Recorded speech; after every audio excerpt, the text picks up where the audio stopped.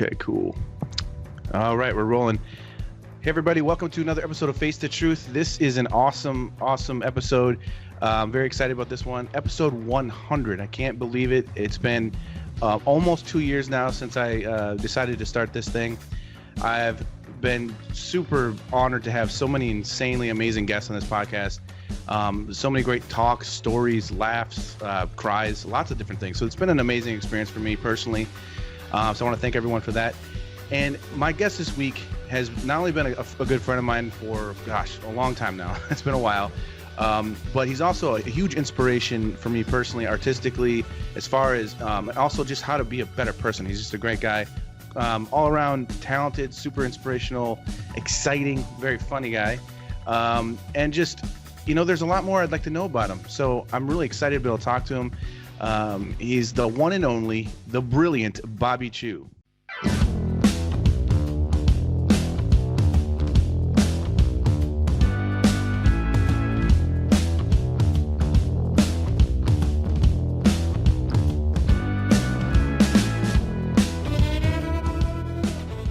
So, Bobby.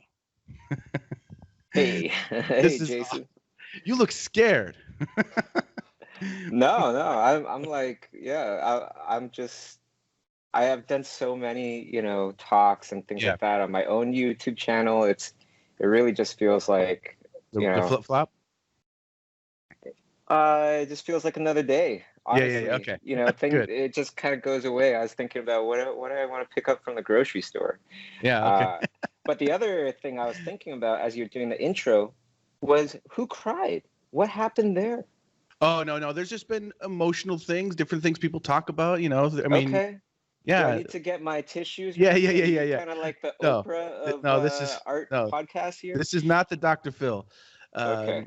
No, it's been the whole spectrum of things, which is really cool, which is I like, because I like to get into real things sometimes, and you don't know where it's gonna go, but man, like seriously, it's so cool to finally have you on. You've been such a huge help to me personally in my life, and it's funny, I've told this story to people before, I think on this podcast, but the way that you and I met was kind of interesting because I had never heard of you before, and it was around Christmas time. My dad's like, he thinks he's like with the know-it-all with the tech and everything, and as if I don't know how to Google YouTube videos and stuff. And he's my dad, and he knows I love art, and he loves art, so he's like, he just would send me random videos. I think you'd like this one, son, and he started sending me. I remember it was Christmas time because I didn't have much to do and I was chilling, and he just kept sending me all these Bobby Chiu videos that you were doing, like just like tutorial types, step by steps, or just you just streaming and painting. And I was like, oh, this guy's pretty cool. It's pretty good stuff. But I didn't really think much about it. I watched a few of them, and then it's so strange because maybe not even a month or a couple weeks or so later, you contacted me and asked me if I would be interested in teaching for schoolism. And it was very strange because I'm like, wait a minute, that's that same guy? This is so weird how this happened. And I didn't know you even then. I was like, I don't know what's going on with this. I've never taught caricature, or I don't know, man. This seems kind of silly and weird. And then you had Steven Silver was like the only other real guy that was signed up or teaching. I think you guys started it together. You were the third. Third. Yeah. And I called Steven because I've known him for a few years and really looked up to him, and he was just like, yeah, man, you gotta do it, Yeah, that's pretty good. he's like Bobby's legit, and so he talked me into it, and so I was like, sure. And then that's basically the rest is history. And I think it's been since 2006 or something that I've been teaching with schoolism, and it's been an awesome experience. And I love it, But I want to talk about, one thing. We've gotten to hang out a few times. Earlier on, we got to hang out more, but throughout the years, it's like you became a little bit busy, as they say. I want to know a little bit more about Mr. Bobby Chiu, because, my perspective, or when I first met you, you were teaching at the time in Toronto. You were like teaching like a life drawing or something like that. And 2006, we started the studio 2005. So it's been 15 years. Wow. So yeah, like when I contacted you for Schoolism, that was the very infancy of Schoolism, Yeah. and it was like, I don't even think Facebook was around yet. That's how kind of like long ago this was. So the Yeah. concept of teaching online was a foreign concept to everybody, Yeah. so yeah, glad that you could come for the ride. It's been And awesome. right. And it's funny. I remember you were like, no, man, it's going to be really cool. We're going to do this thing. And you're trying to explain it to me. And this is how strange time and technology, how they've interweaved together throughout the years. It was blowing my mind when you were telling me, oh man, there's this computer where you can draw on the screen and you can record it. And I'm like, how is this possible? Like, it didn't make any sense. I was like, what? And, you got me the computer and we met in person. You showed me how it worked. I just remember thinking, this is crazy. It was those Toshibas with a screen that flipped backwards, and they were huge, like big, thick, and it was so cool. But it was, we were basically kind of, you're kind of groundbreaking in the times, like moving with the technology. And that's one thing that's amazing about you, is every single step forward with technology and different things, you're like, how can I go a little bit further with this? And how That's can what interests me. Yeah. That's totally what interests me. Yeah. Like, if somebody else is doing that thing and they're really successful, I'm like, good for them. I don't want to do that, because it's like somebody's already doing it. Yeah. And Schoolism back then, nobody was doing this. Zero. Like, at least I don't know of any other online school where people were giving feedback, video feedback and everything. That was like kind of revolutionary back then. With Studio at the same time, Studio is a bit older than Schoolism, and like I was saying, this is pre-Facebook, so the internet is still kind of like in its infancy. So to do a studio like that, where we don't have any representation in California, New York, or wherever we want the jobs from, right? That was really not really heard of back then either. And I actually got laughed at, by classmates or whatever. I don't think my own classmates in my face, but definitely some other classes, some other students, because they don't know, they just, there's some people where that's their first reaction, and I feel bad for them, because it's like, okay, anytime that you hear anything new, you're just going to laugh at it without thinking about if it makes any common sense or not. That's a pity. And some of these people, whether they remember or not, I know they laughed at me, and then years later are asking me for advice on how to do the exact same thing that they laughed at me about. Yeah. So, right? Yeah, that's the way it goes. Yeah. But then also, I came to learn just from examples in life and stuff like that, a lot of times when people are trying to push that envelope, they will be laughed at in the beginning, right? And that kind of is a clue to say, like, you're onto something, or you're totally not onto something, I guess. That, and there's plenty of cases like that as well, right, Jason? Yeah. But then, for sure. The ones that really push the envelope, so many times it's like they get laughed at in the beginning. Yeah, of course. Yeah. You know what? You're a different kind of person, though. You're a very charismatic person. Not only are you passionate and talented, but you've got this drive. But there's like something infectious. I think that, like a light that pulls moths to the flame, but a good flame, a burning flame of passion, let's say. Because like when I first met you, I didn't know you at all, but you basically talked me into it and were super encouraging and kind of like, you made me believe a little bit more in myself that I could do this other thing. Like, you saw something in me and said, hey, I can tell that this is going to be this and this. And I feel like I felt like at the time I felt like I was taking a big chance, because I didn't know what I was doing. But really, it just, like, I started doing it and started realizing, oh man, this guy, you've always impressed me with your ideas. You always have like these great ideas for things, which reminds me, we need to talk about some other ideas that I got for something. But like, I remember the first time just meeting you in person, and you have all the people working with you, and I just remember seeing you and seeing how everybody worked together, and there was like this common drive and goal with everybody, and it was just really cool. It was really exciting. You know, there was definitely like a positive energy. You know, I think that actually ties into, you know, last thing that we were talking about, of just like, you know, I'm saying, even though there were some doubters, there's a lot of supporters as well. I want to mention that. Yeah. But definitely a lot of doubters. You know, in those times, I got through it because I really thought, you know, is this logical to myself? If it's logical to myself, I'm going to keep moving on forward, because I think I'm a pretty logical person, right? And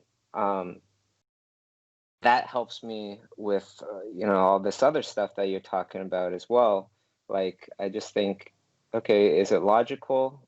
If it is, then yeah, I believe, even if it doesn't, you know, even if I didn't make this convention yet, you know, I'm saying in my mind, it's the biggest convention in the world. Its kind, you know, the biggest party, whatever. It's already there. It's already done.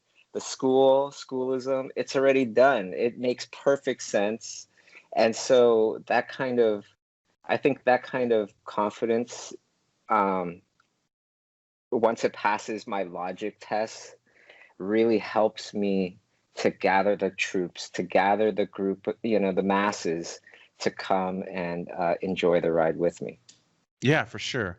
I mean, it's just funny. It's to the point now that, like, whenever you come to me with a new idea that you have or what you're thinking, I'm always on board, because it's like, psh, of course, it's going to be awesome. I mean, like when you contacted me and you were telling me about Lightbox a couple years ago, you were this excited about it, and you were like, it's going to be this and this and this, and I already knew right there, like, oh, this is going to be awesome. And then last year when I went to Pasadena, it was by far the coolest convention that I had ever been to. I mean, it was the so first. Great to see you too, you know, because like, especially because back in the day, I would come to Chicago, or not Chicago, but Rosemont. Yeah, Rosemont. Yeah. For Wizard World Chicago, and then when it became like C2E2, I think it didn't fall in the right month anymore, so I stopped going. That's why. Because also Wizard World kind of went downhill. Yeah. I've also not been like the biggest convention type person. And, you know, I kind of feel like if I don't have a new book to sell or something like that, like I don't paint people. I don't paint comic book heroes. And, you know, it's funny. There's a time where I've tried to dip my toes into any genre of art, because I know I could do any genre if I focused on it. But it spreads yourself too thin, and I realize, you know, I just got to focus on what I'm my goal and what I'm trying to do with my work, which is I want to be a great illustrator. And, you know, I think about the conventions, and it's like, yeah, I could do a bunch of extra little prints to sell, but I don't have the time for that, like for extra stuff right now, because I've created a girl army here.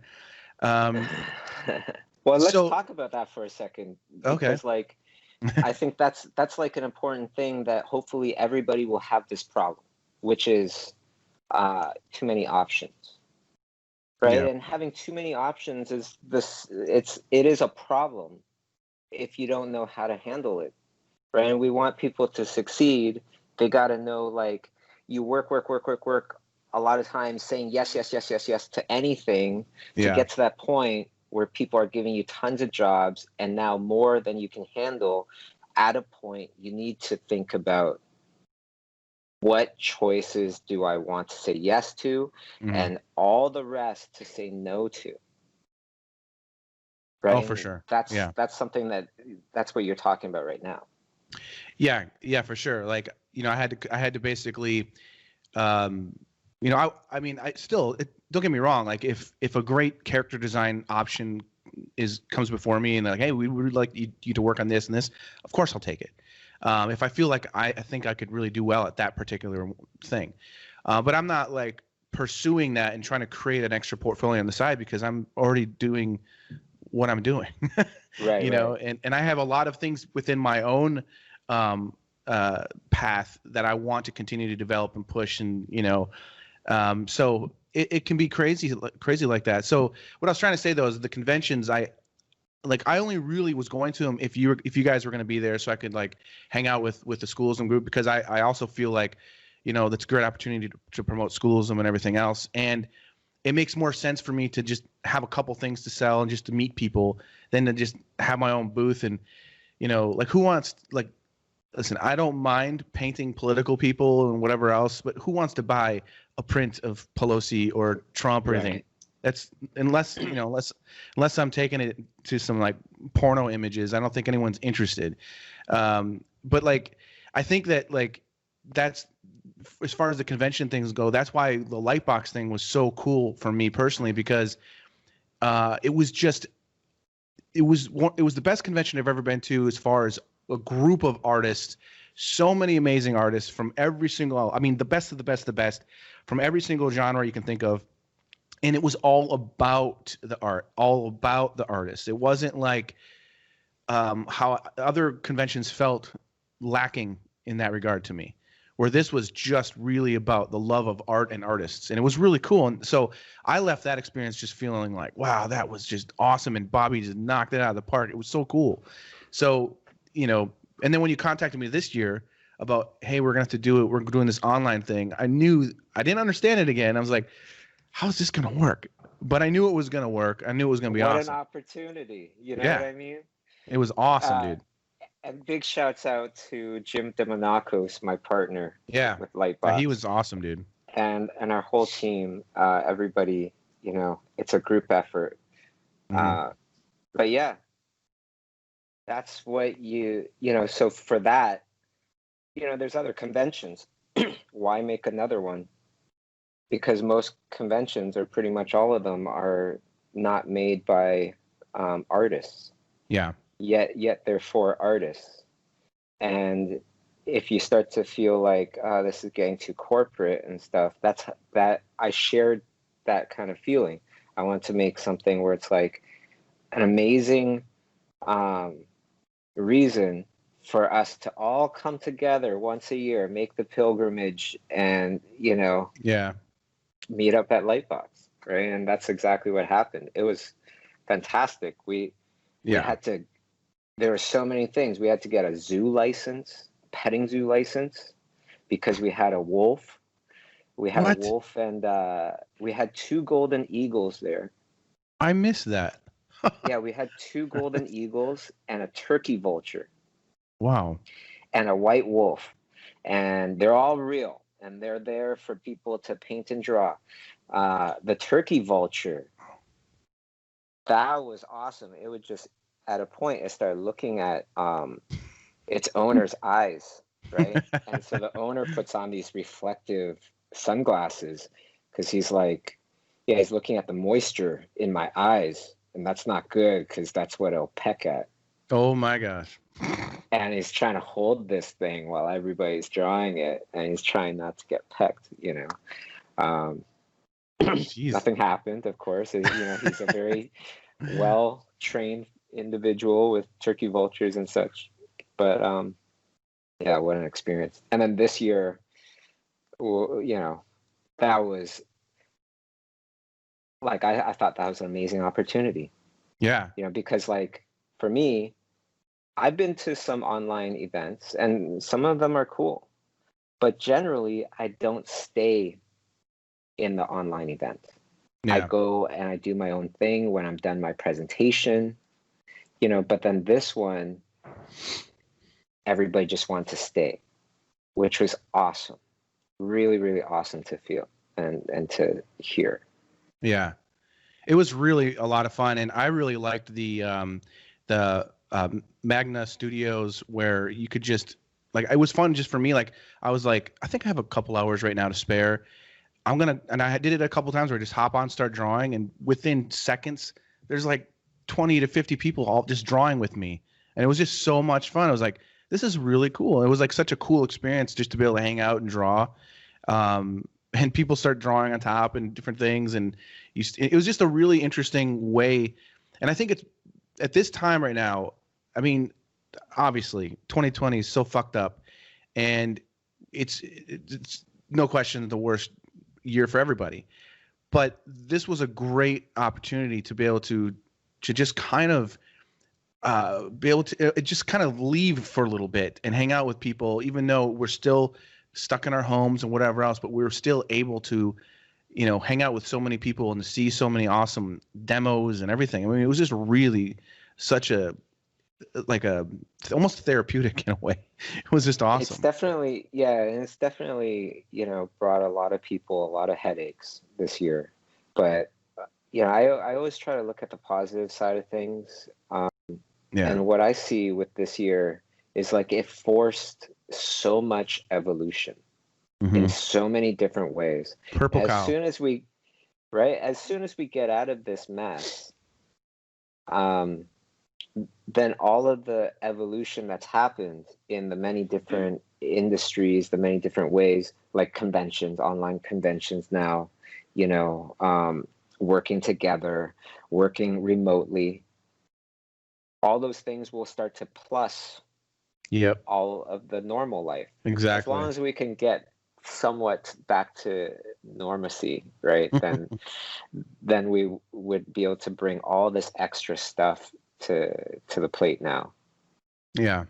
No, I agree. It's forced, especially, if you think about it, dire situations force people to be more creative and to be, think about like, I was listening to someone talking about this the other day, like, there's so much talent that comes out of, like the Philippines, for example. There's so many talented people, but they come from a country where they've gone through so much stuff and so much poverty, and through that they've got like the best break dancers in the world, the best, all this crazy awesome talent that comes out, comedians and so on. And I think through situations like that, that's where I think people have to like do something to like, harder than they've ever had to do, and this situation has also connected people a lot more. There's a lot more connection, a lot more people being a little bit more open to, communicating and working together to try to bring some kind of normality to this.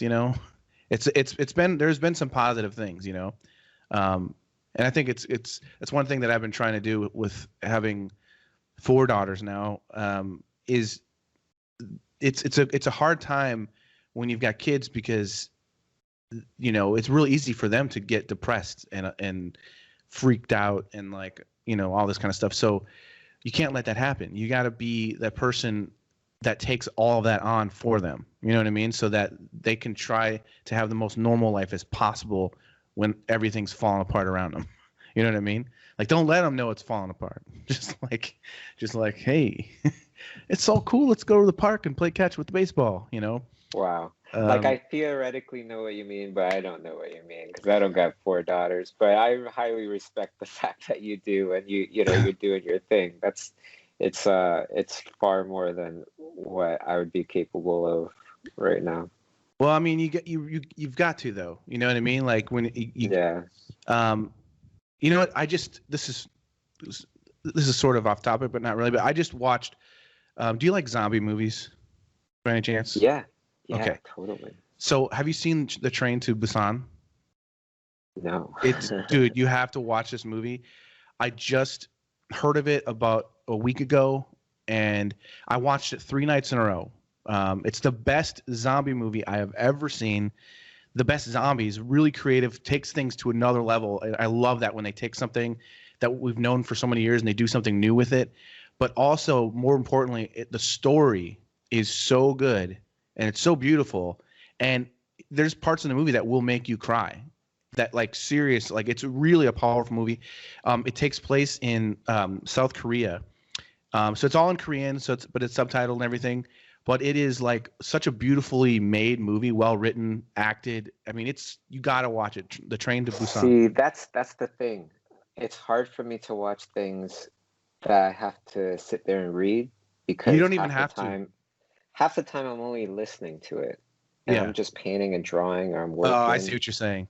Well, give yourself like, because trust me, it's a really good movie. My point was though is like the movie. I watched it 3 times because the first night I watched with my wife, and then I told my daughters, I just saw the best zombie movie I've ever seen ever, hands down, so good. And then the next night I watched it with my 13-year-old, and because my 17-year-old wasn't around, and then last night I watched it with my 17-year-old. So, but it's got this really great story. It's basically a father and daughter story, and you're on this crazy ride with zombies stuck on a train, and it's just intense and it's crazy, and it kind of hit for me because, you know, as a father, it's like, what would you do to protect your This reminds me kid? of something. This reminds me of something. Yeah. Now I know that you've actually had some sort of contact with Darren Brown, the hypnosis guy, right? The hypnotist. Not in person, but I know that he's a fan of mine. Like, he's bought my book and stuff. Okay. Well, yeah, you know who he is. Yeah. He had this special called Darren Brown's Apocalypse. Oh, okay. It's amazing. It's amazing. Brilliant, like dark and brilliant. It really centers around this kid. It's a real kid, doesn't know he's on the show. Oh my gosh. And the parents, the family, they wrote in just saying, like, our son, you know, he has everything in the world and doesn't appreciate it. He doesn't appreciate his family. We want you to help us, you know, change him and make him realize that he has a good thing. Yeah. So Darren Brown pretty much takes it upon him to orchestrate an entire show around this kid by first hacking into his phone, giving him some fake news about a meteor starting to approach Earth, right? Oh my gosh. Switching out TVs and stuff. So like in certain stores that they go into or something, they would see it and they see like the fake newspaper of this meteor. And then the meteor hits, right? And people are getting infected, right? That's what he's starting to see on the news. People are getting infected by this meteor from outer space. And then they're driving along, and then they see a car pulled off to the side, another 2 cars, a bus, you know, all this stuff. Something like that. I forget the whole entire, I got to watch it again. But they slowly bring him into this reality where there's the apocalypse that's happened. There's frickin' zombie kind of people, right? That's awesome. He wakes up in this like military kind of looking tent kind of hospital thing. And he's like, where is everybody? Right? Because he got hypnotized. He wakes up. Nobody's there. He doesn't know what's going on. So cool. Finds this little girl. And she needs help. She's scared. Yeah. And then he takes the responsibility of taking on this human and protecting her and getting her out of there and trying to find her family. That's awesome.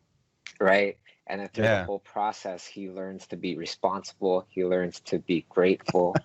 And it's all a giant scam. It's the most craziest thing I've ever seen.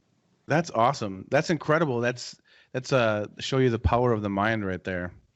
You know, that's incredible.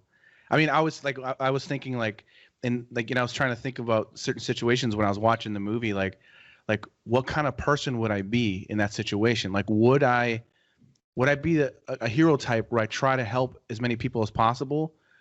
But part of me is like, hey, if I've got my daughter there, I'm going to.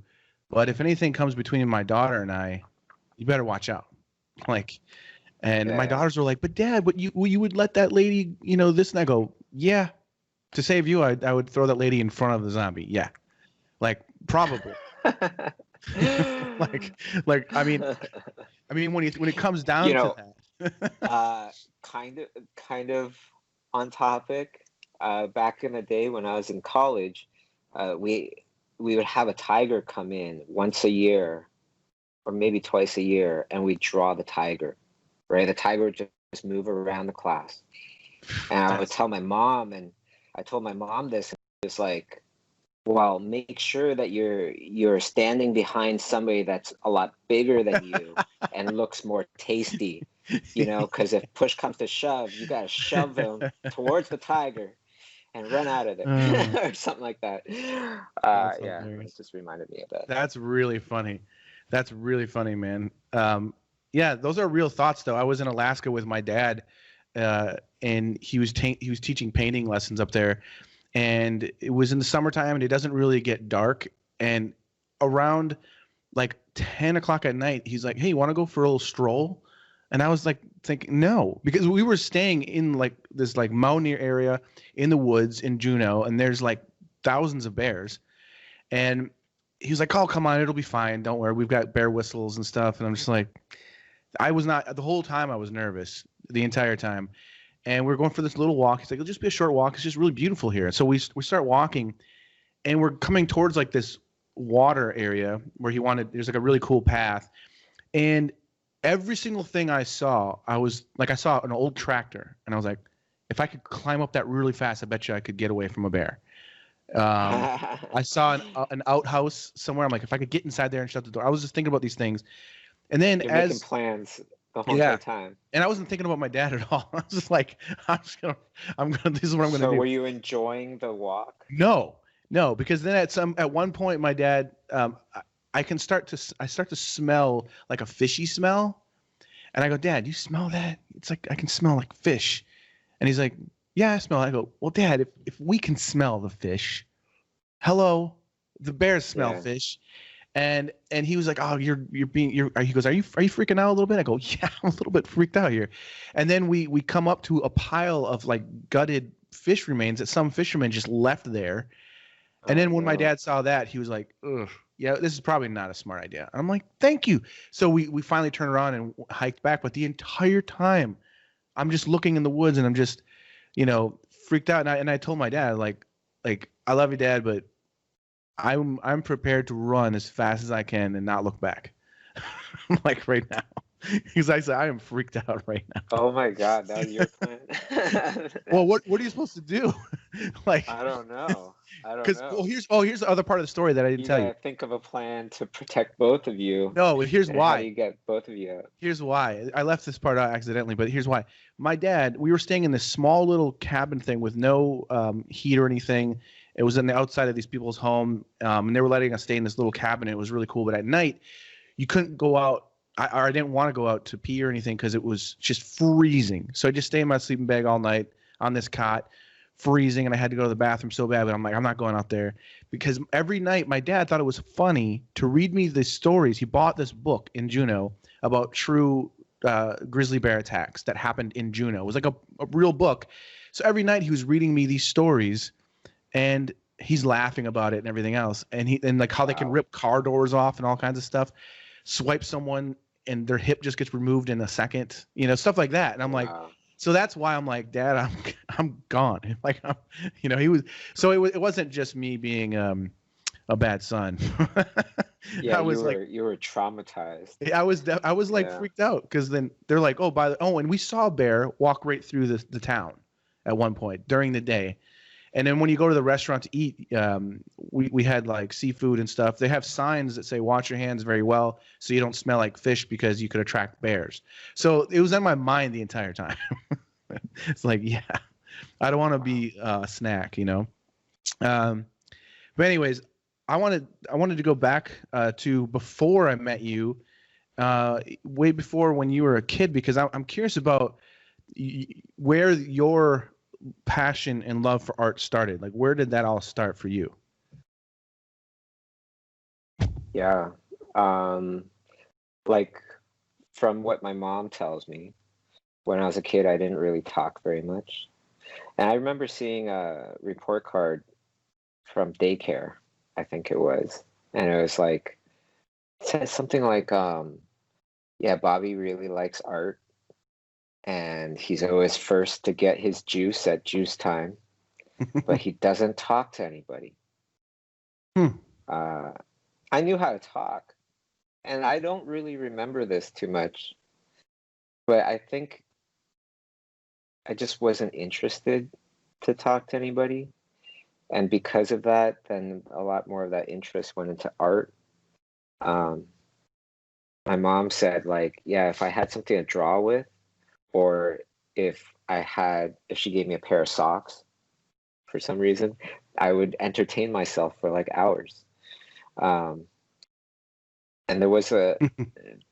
there's one of my favorite photos when I was a little kid, and it's me in the cupboard or something, in a big TV stand or something, and she opened the door and I have like colors all over my face.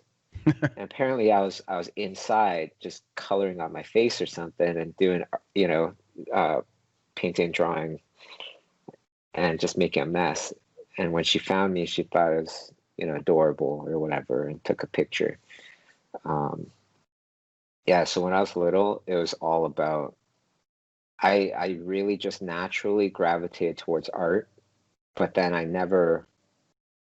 the same time, I never thought that I'd be an artist until I was maybe 20. Oh, wow, that long. Yeah. That's interesting.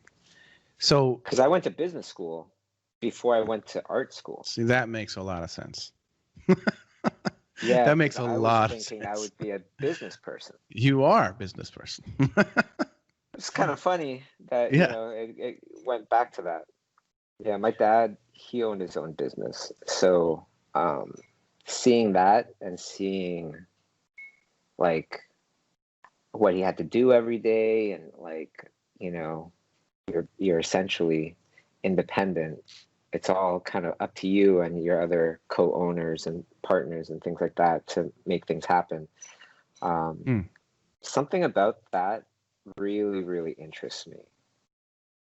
I don't like the feeling where everything's planned for me. Love the feeling where it's like, what do you want to do today? What do you want to do next year? If you don't think of anything, then you're probably not going to really do anything. Yeah, that makes sense. So you went to business school first. What made you decide to like go into because you obviously went to art school after that? Yeah. So business management was what I took. So it's like learning how to become perhaps a bigger cog in a machine, but it's still not your machine, right? And I thought I was going to business to learn how to manage my business better, because I wanted to make my own business. So once I realized, wow, what they're teaching here isn't what I want to learn. I want to learn how to, create my own business. Then I got very disinterested very, very quickly. And then I just started to just do art in my, in my math class, and pastels in my accounting class, and then quickly dropped out after that. That's an amazing transition, because not only did you go to art school then, but then you ended up like being a professor basically and teaching. I don't know if you would call it a professor. I don't know what they do up there. But like Professor Bobby. But you went from one extreme to the other, where actually now you're influencing and teaching. And I mean, so you only started drawing when you were 20. When I met you, were probably at least 30 or like I was totally late 20s. Drawing. I was totally drawing. It's just that the whole entire time that was as a hobby. Yeah. Okay. Just because I wanted to. I wasn't working towards a career in art. And what kind of stuff at that time were you interested in drawing? Like, what kind of things were you up to when it was just like a hobby? Well, you go through stages. I remember the earliest stage was a lot of aquatic stuff, right? Because I learned how to draw a wave, and then just draw stuff underneath it. Super Mario Brothers, that was a huge thing for me. When Super Mario Brothers came out, I was like, wow, this this is my thing. I gravitated towards that so much. The real Ghostbusters, you remember that cartoon? Yeah. Back in the day? Slimer, really, I really gravitated towards Slimer. Mad Magazine, when that came out. Mort Drucker, Jack Davis, Sergio Aragonés, Don, what's his name? Don Miller? I forget. Oh, he was no. a cartoonist, not a character guy. I know what you're talking about. I'm blanking on it right now too. But Don Martin. Don Martin. Yep. Yeah. He did stuff for Crack too. Like a couple of them went back and forth. Yeah. That's so interesting because, I mean, I'm just thinking, like, for me, it was different because, I mean, that's all I cared about since I can't even remember it was just art. That's it. My whole life. But it was kind of I didn't know I didn't know there was a career. I grew up with a father who, was an art teacher, but there was a period where he was a starving artist. And so I saw like what it was like trying to make it as a wildlife artist and a fine artist. And I always like, I don't want to do that. That doesn't seem like a good path. And I just didn't know there was like, all I knew is I just wanted to draw and paint. But I didn't. So it was like really difficult. And when you're going through high school, my parents and different people, what do you want to do? You want to, like, I have no idea. I just want to draw. That's all I want to do. So I kind of just kept doing it until doors opened and I went through them. But like, there was never, that's why I find it interesting. Like my wife, for example, she's a very creative person. She's into music, she's into poetry. But she's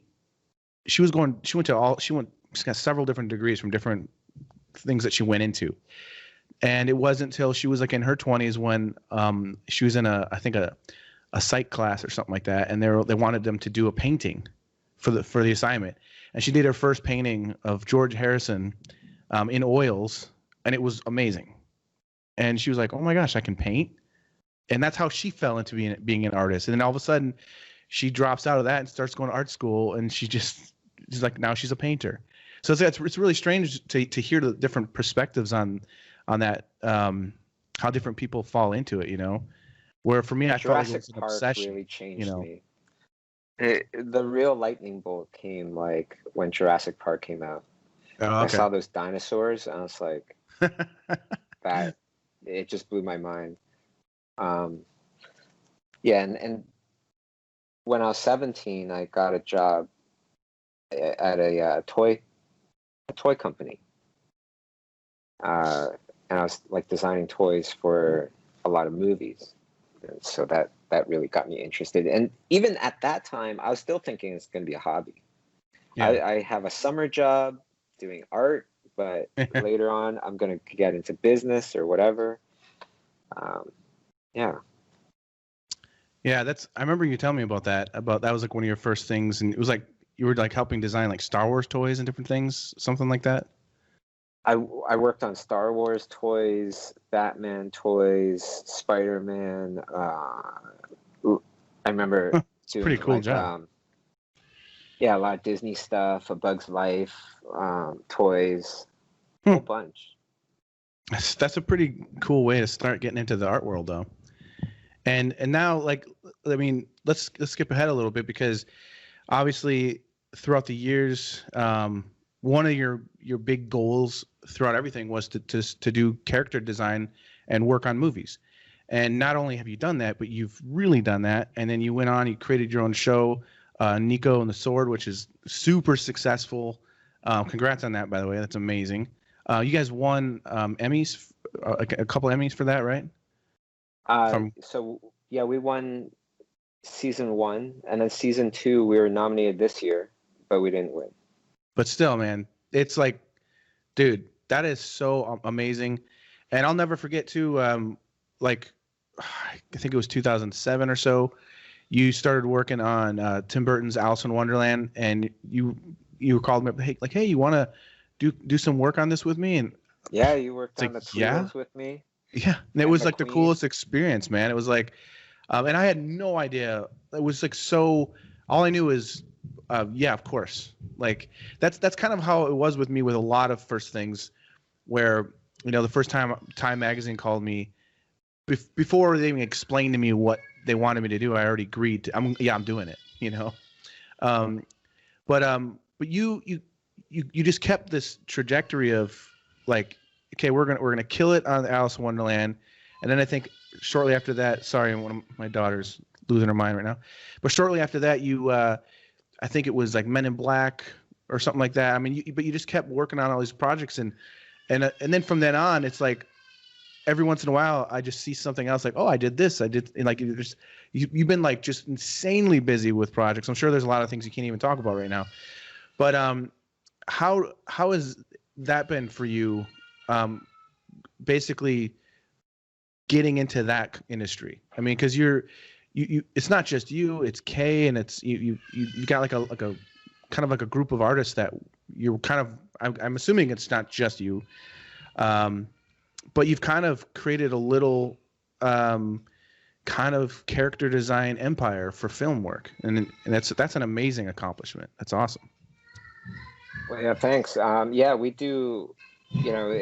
Most of it is with Kay and I, and now we have Masay Seki as well. So Kay Asadera, she worked on a lot of the films with me in the beginning, and now she does more films than me. Oh my gosh. Yeah, she's just always working on something. But I guess like getting into that industry, that was one of my goals. Yeah. I'm a person that likes to write down goals and likes to really define goals. And then I just keep going after that goal until I get it. And then I think about what the next goal is. Mm-hmm. And actually that goal was so defined, the Alice in Wonderland one, that my goal was to work on a Tim Burton movie. That's how defined it was, right? And it became even more defined by saying, I want to work on a live action Tim Burton movie, right? And so, and then from the success of that, because it did far better than people anticipated, which also created a whole slew of remakes, Yeah. Some hit, some don't. Yeah. But yeah, after that, then the ball really started rolling. But before that, there was 5 other projects that I worked on where the films never came out. Yeah. And one of the first ones was it was supposed to be a Tom Hanks project. Tom Hanks was going to play the lead character. It's called Electric City, and it's super long ago, and never really, I think it came out in a version of some sort, but there was a lot of failures before we got to that success, and it just so happened that Alice in Wonderland film really, really became successful for Disney. And then after that, everybody started calling us out. Yeah. Yeah. And then that's when, going back to the beginning of our conversation, that's when I learned a very valuable lesson about, at a point, you got to switch gears. If you want to stay successful, stay in demand, you got to learn how to say no, right? And just say yes to a few things or a couple of things. Yeah, that's good advice. Yeah, it's difficult. I mean, it's weird because like right now, I've had to do that for like right now it's super slow, and for me with illustration right now, but summers are usually slow already. But because of everything that's going on, it's been a very frustrating time. I've had a lot of talks with my agent in New York, where a lot of clients are they're basically saying, hey, this COVID thing is affecting us too, so now we don't have a budget, now we're going to pay this. And it's like, but man, like how am I supposed to do this job for this amount of money, especially when my agent takes 30%? It's like I'm making nothing and you're getting a huge final amazing beautiful product. How does that seem right? It doesn't seem right. So what they do is they hire an artist who's willing to do it for $100. And so it's been really, really rough and frustrating. So right now it's kind of like, hey, I'll just take whatever job comes. You know what I mean? Like, but at the same time, you also want to make sure that you're doing jobs that are going to, that are right for you. That it gets hard, especially in situations like this, because some jobs just don't like really fit, and you don't want to like force that. But that's the worst. When you're working on something you don't want to work on, it doesn't really fit, but they asked you anyways. Yeah. Like time just slows down into a crawl. Yeah. I mean, it's weird. I'm excited though, because I am working on a cool project right now. Again, of course, it's one of those things where they have no budget at all right now, which is a bummer because I really need the budget. But it's something that it's for a movie poster, for a movie with really big actors, Jimmy O Yang, Bill Burr, Tom Segura, a bunch of Whitney Cummings, a bunch of awesome actors are in this movie. Cedric the Entertainer, written and directed by Steve Byrne. It's going to come out in October. So he asked me if I would paint a movie poster. So I'm like, but they don't have a budget till if they make money on the movie. So it's kind of one of those things where I can't turn this down. Yikes! Because this is a great opportunity to open up. I want to do movie posters, and I think this would just be an excellent, fun poster for me to work on. So I'm excited to work on it, but it's like there's no money yet. So it's one of those things where that's another thing where as an illustrator, you sometimes you gotta just eat it a little bit in order, to open up the next chapter or whatever doors that could lead to and that sort of a thing. Usually people are totally against that kind of stuff, right? Like you hear it all the time on the internet and things like that. But I got a lot of my breaks really stemmed from entering contests where I was doing art pretty much for free in hopes that I, will get a little spotlight. Yeah. And that's exactly what happened. Right. And one of the most successful artists I know that I've talked to is Lynn Johnson. And in her interview, she said to actually doing work for free. This is going to be very controversial. And I definitely understand the majority, what they say, but Lynn Johnson, extremely successful, independent artist. She said, yeah, it makes perfect sense. I would just do, I don't know. She said, I would just do art for free to create a portfolio that's full of client work. And then from there, I wouldn't do art for free anymore. And I would do paid work, right? And use that work that I did for other people to get paid work. Yeah. And that's so against the internet culture of today, where we kind of complain about a lot of other stuff, a lot of things in general, and don't really think about, okay, well, if life isn't going my way, how do I get it to go my way? What kind of things do I need to do? Maybe doing a poster in good faith that hopefully some money will come out of it. Yeah. No, I mean, that's the thing too, is that sometimes there's an opportunity that comes your way that is that this is a good one for you. You can't turn this down. This is right up your alley. And there's been a few times like that I've had to just be like, you know what, let's just see what happens with this. But because I look at it more but it is dangerous though. I just want to preface that. I want to mention that, and we should probably both mention this, that there's plenty of horrible people out there. Yes. Totally trying to take advantage of us. And I'm just saying, there's a million pieces of coal, but some of them do have diamonds in them. Yeah. See, and that's a really good thing to mention because, for example, I did the poster, The People versus George Lucas, it's a well-known documentary. I did a poster for it, and they ended up actually using it as the DVD cover. It's at all the Best Buys all over the place. I never got paid for that. They totally ripped me off. They lied to me. We had a deal, and this was like in 2010, and I couldn't afford a lawyer to like really go after them. And basically what it would have ended up costing to go after them is what they owed, like way more than what they owed me for what we agreed upon and everything. So it was just a big disaster.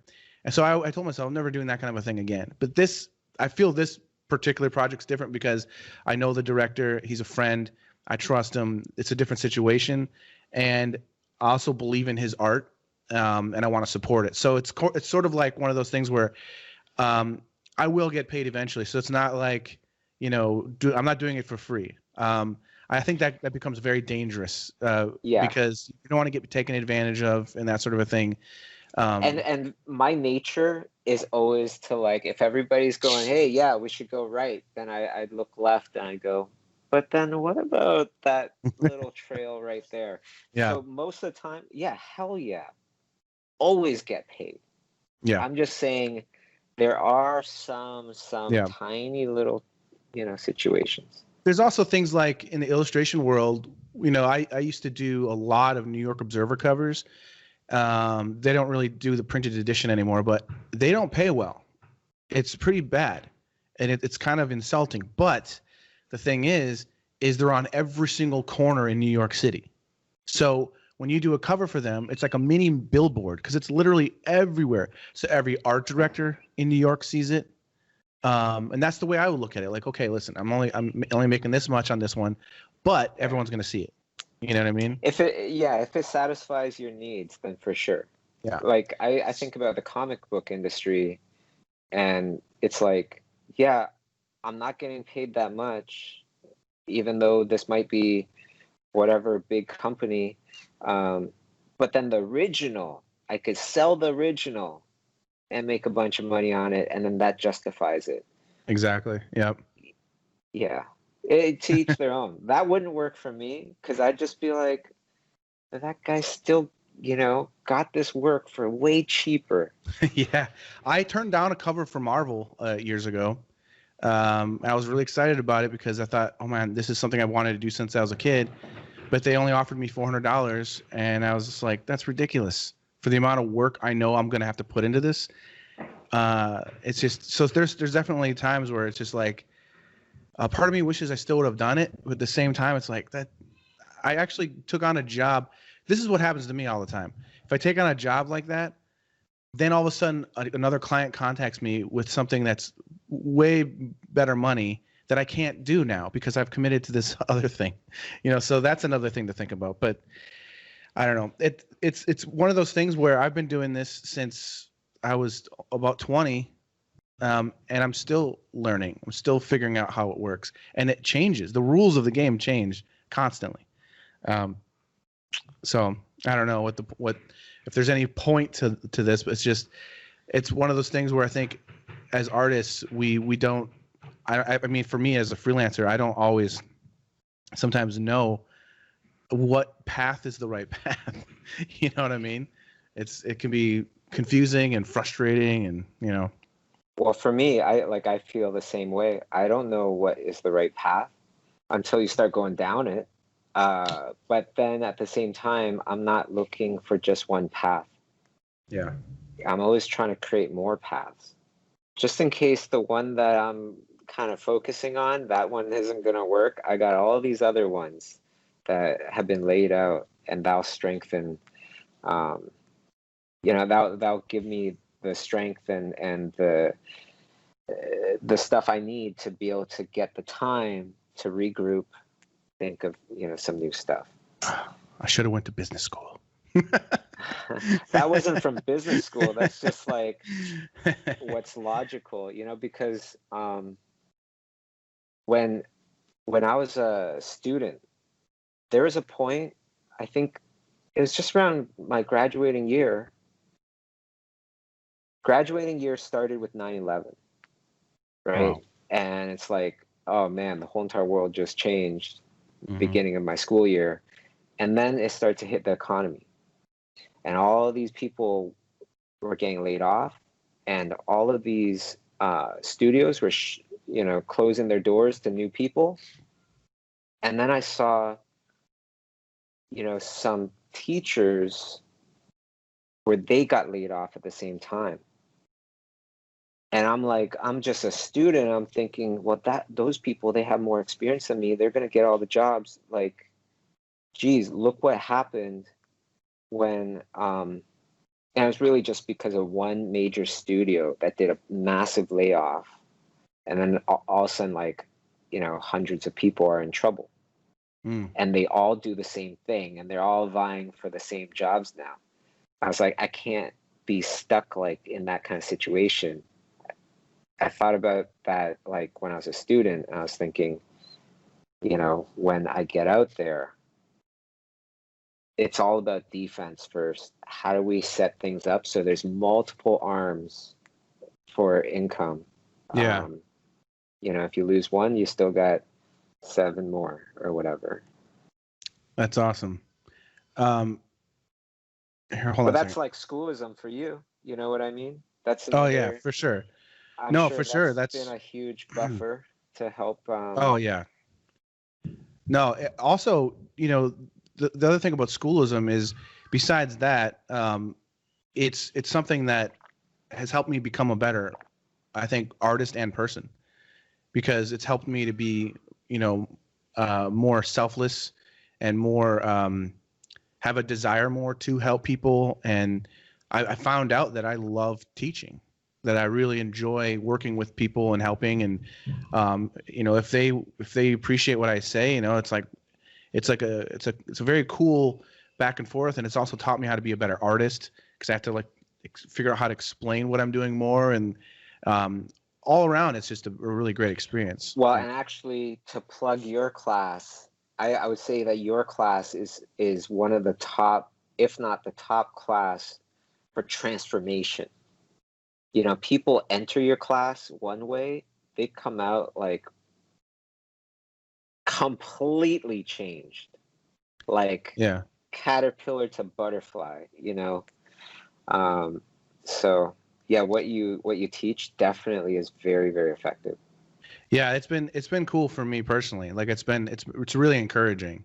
And what's really cool is, now that I've been doing it for so many years, there are so many artists out there that have become successful that I taught, and they always have my back. They're always, it's like I've created like a little community where we've developed friendships throughout the years.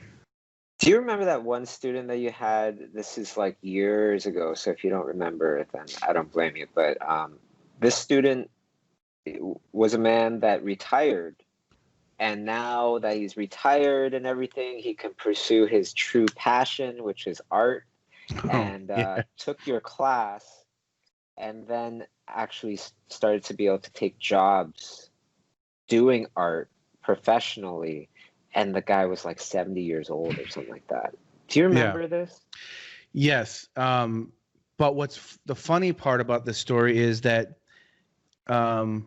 so I take on students from all levels. It doesn't matter to me if they're considered a professional or if they're just starting.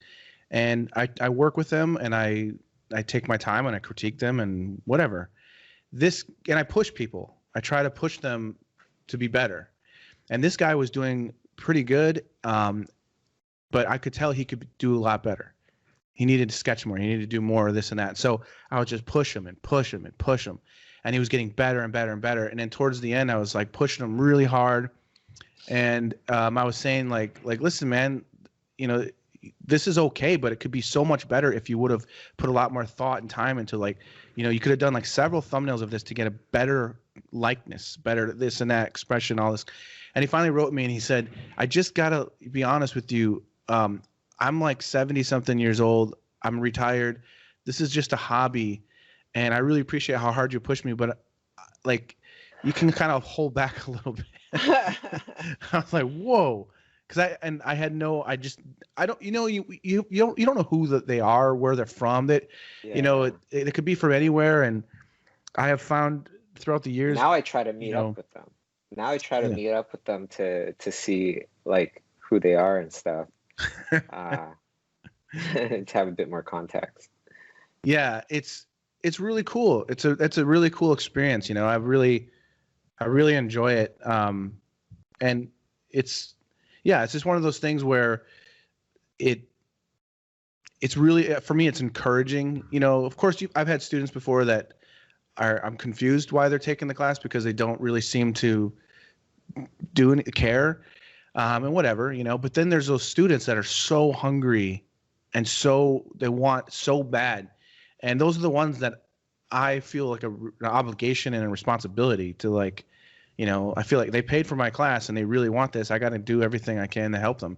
And I've had students before where I remember this one girl, she was from Spain, I think, and she was terrible. She just was like, I mean, it was like pretty bad. But she wanted it so bad, and she tried so hard. And I'm not even kidding you. The coolest thing in the world, by the end of the class, her work was publishable. It was like unreal. And I've never heard from her again since the class ended. And this was a long time ago. But by the end, I'm like, yeah, I was just like, man, I can't believe the difference.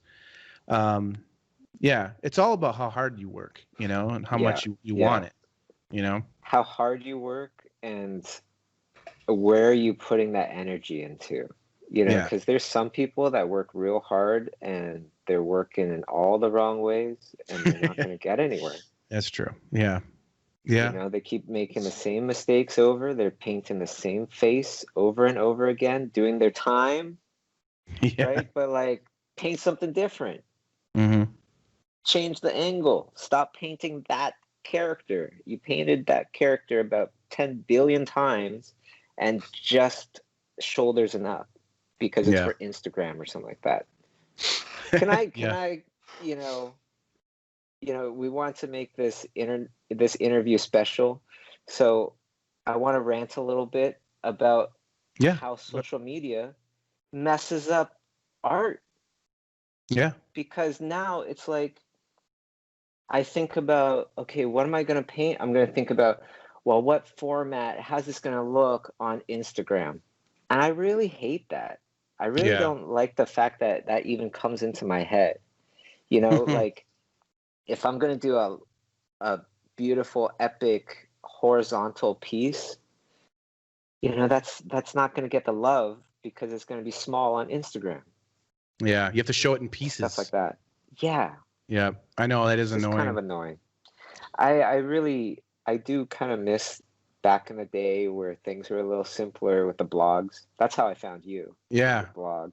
Yeah, that was great because, you know, I really liked the blog too because it encouraged me to do something every day, to try to post something new every day, and I would, and if I got a job, I would not only post a pretty high resolution version of my painting, but I would share the sketches and the steps, and even write about what, you know, the struggle, what happened through this piece, and, you know, it was interesting. Here's why I really freaking love the blogs, because the people that you followed, you know, you put them on the side, right? You make little widgets and stuff, and you put them on the side. And the people that you followed, when they updated their blogs, you could have it so that their name goes to the top. And now with Twitter and Instagram and Facebook and all this stuff, the people that you follow, you don't really see their stuff. Yeah, it is really annoying. Right? Yeah. Like, why do you set the order for me? Yeah. You know, like, why don't you just do it chronologically in the order of the people that I like that have updated their stuff, and just show me everybody that I follow their stuff. Yeah. Yeah, it is crazy. It's so annoying. I hate when they mess with things and they change the algorithms and all that kind of stuff. But I don't understand why somebody doesn't just do that, right? Because we're all asking for it. Yeah. Fine, put in some ads in between. Fine. Yeah. I seen that stupid documentary, you know, on Netflix about the social media dilemma. That's what I was going to ask you. I watched a part of it, but I didn't finish it yet. And it's not a stupid documentary. I'm just saying, like, the whole topic, like this, we shouldn't even be talking about this. This shouldn't be happening. Yeah. Right? Yeah. It just shouldn't be happening. Yeah. Yeah, it really put us in this huge, it really fed into just getting everybody angry. Yeah. I made a decision a while, and I still fall victim to this every once in a while, and I try really hard not to now. And it's actually helped me personally with anxiety and just whatever else. Just I try really hard now to not, basically just to dip in and dip out of Facebook and Instagram. Like there's so many things I see like on Facebook, and I'm like, oh, I just want to say something, but I don't want. It's better not to say anything, because it's just gonna. I don't want to be getting into an argument, and that's all it's gonna be. It's just gonna be a big argument, and that can be so nasty. And I just don't want to waste any time. And it's just, and people lose their minds, and they just say the craziest things. And every once in a while, like someone does say something, or there's a post, I'm like, I gotta say something like this, but I try really hard not to. So my whole thing in the last couple of years has been mostly just like, hey, I share my art, and that's pretty much it. And if an artist friend of mine shares their art, I'll like it and say something. But that's it. Like all the other stuff, I just don't want to get into it. It's not worth it for me personally. It's tough. I don't have any extra time for that stuff. And it's tough because it's also so necessary in today's how things work today. But like we have all this good progression with diversity now. That's a big word that everybody keeps concentrating on, which is a good thing. We have a lot of good things that are turning around. I feel there's good movements happening for good purposes. Yeah, for sure. But there is one thing that, I'm sure nobody's going to really do anything about, which is the whole entire idea that, oh yeah, these trolls, these bad comments, that kind of stuff, it comes with the territory. Yeah. If you want to be successful, that's what's going to happen. Just don't read. That actually shouldn't happen. That shouldn't happen. The trolls? Right? Yeah, because if you're looking at things from a moral standpoint, you shouldn't do that kind of stuff. Just like how we're trying to look at things as at a moral standpoint for so many of everyday life things, right? This shouldn't be like this. Well, we should also treat people that worked real hard, that started from nothing. Yeah. Treat them with dignity, treat them with respect. Just because you're unknown doesn't mean it gives you the license to get in there and start trolling people, or you see some argument and you want to raise your little pitchfork. I feel like some of it is very necessary, but a lot of it is also unnecessary. There's the other side where there's these people that have no idea what they're actually fighting about, what they're debating about. They maybe know 20%, and they're up in arms. Yeah. I miss the good old days when people were arguing about what color a dress was, Yeah. It's yeah. Well, and for me, I don't like to get into the mix of any of that either.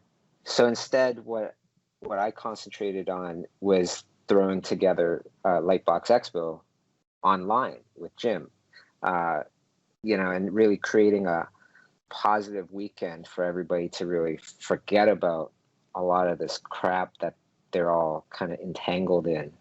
And just hopefully give everybody a break for a weekend.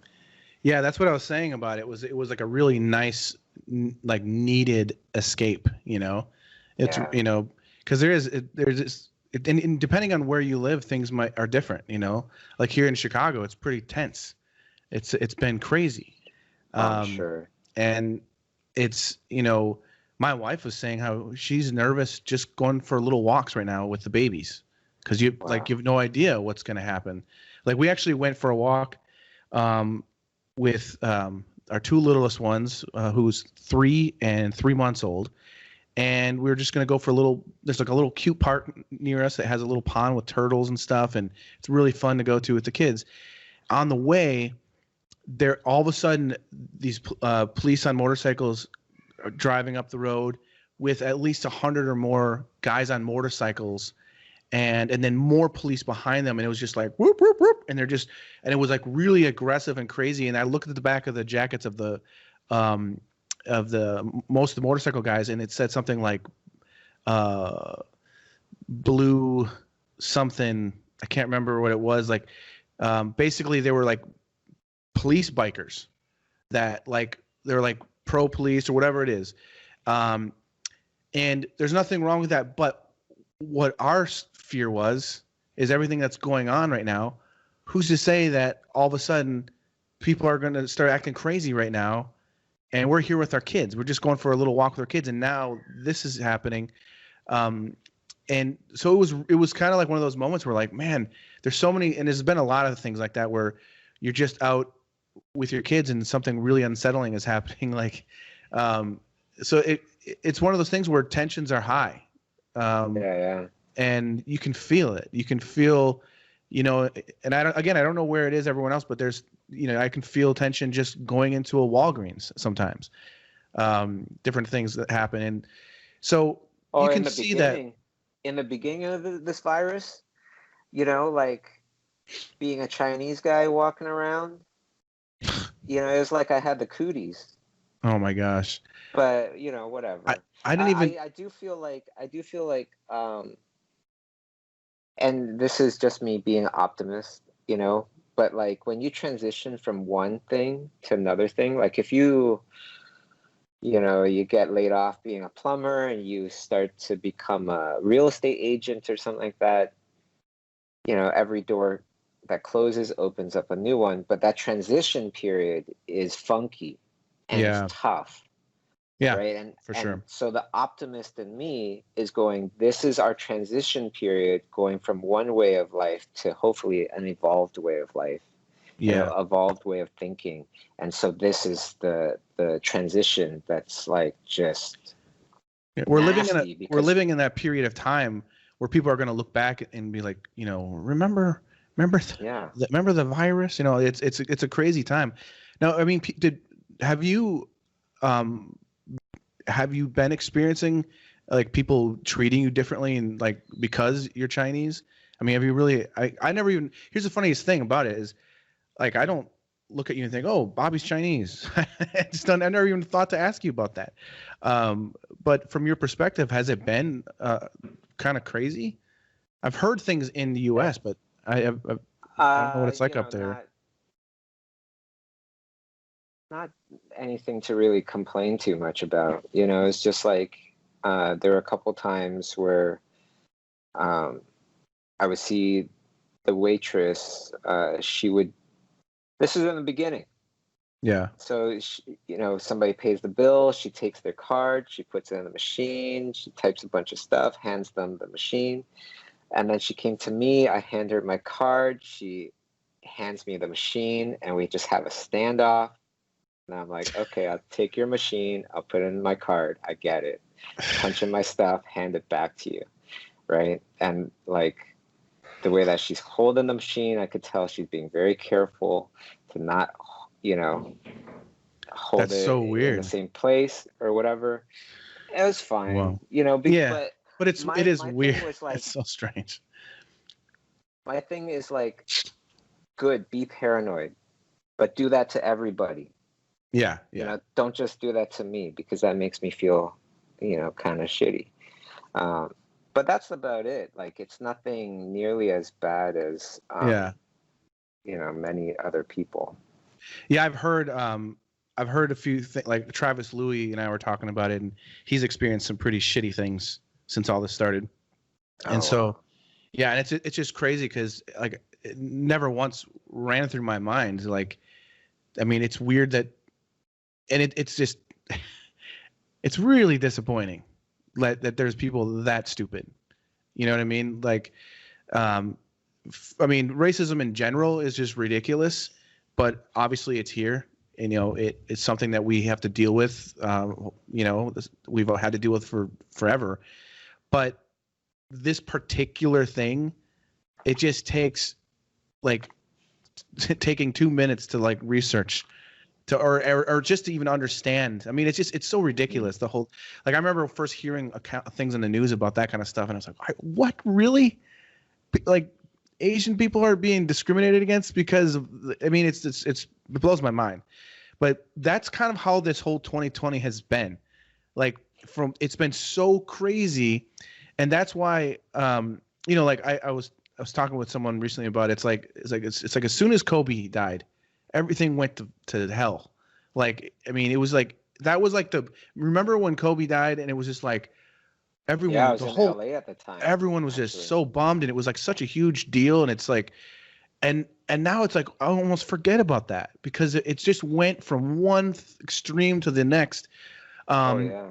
But again, to bring it back around to what you were saying is, and with the Lightbox and everything else, is I really try to think about the positive things that can come out of this, not only for my own sanity and my own heart and mind and for the sake of my kids and everything, but just for the sake of people in general. Like, I find myself more than ever now being overly friendly.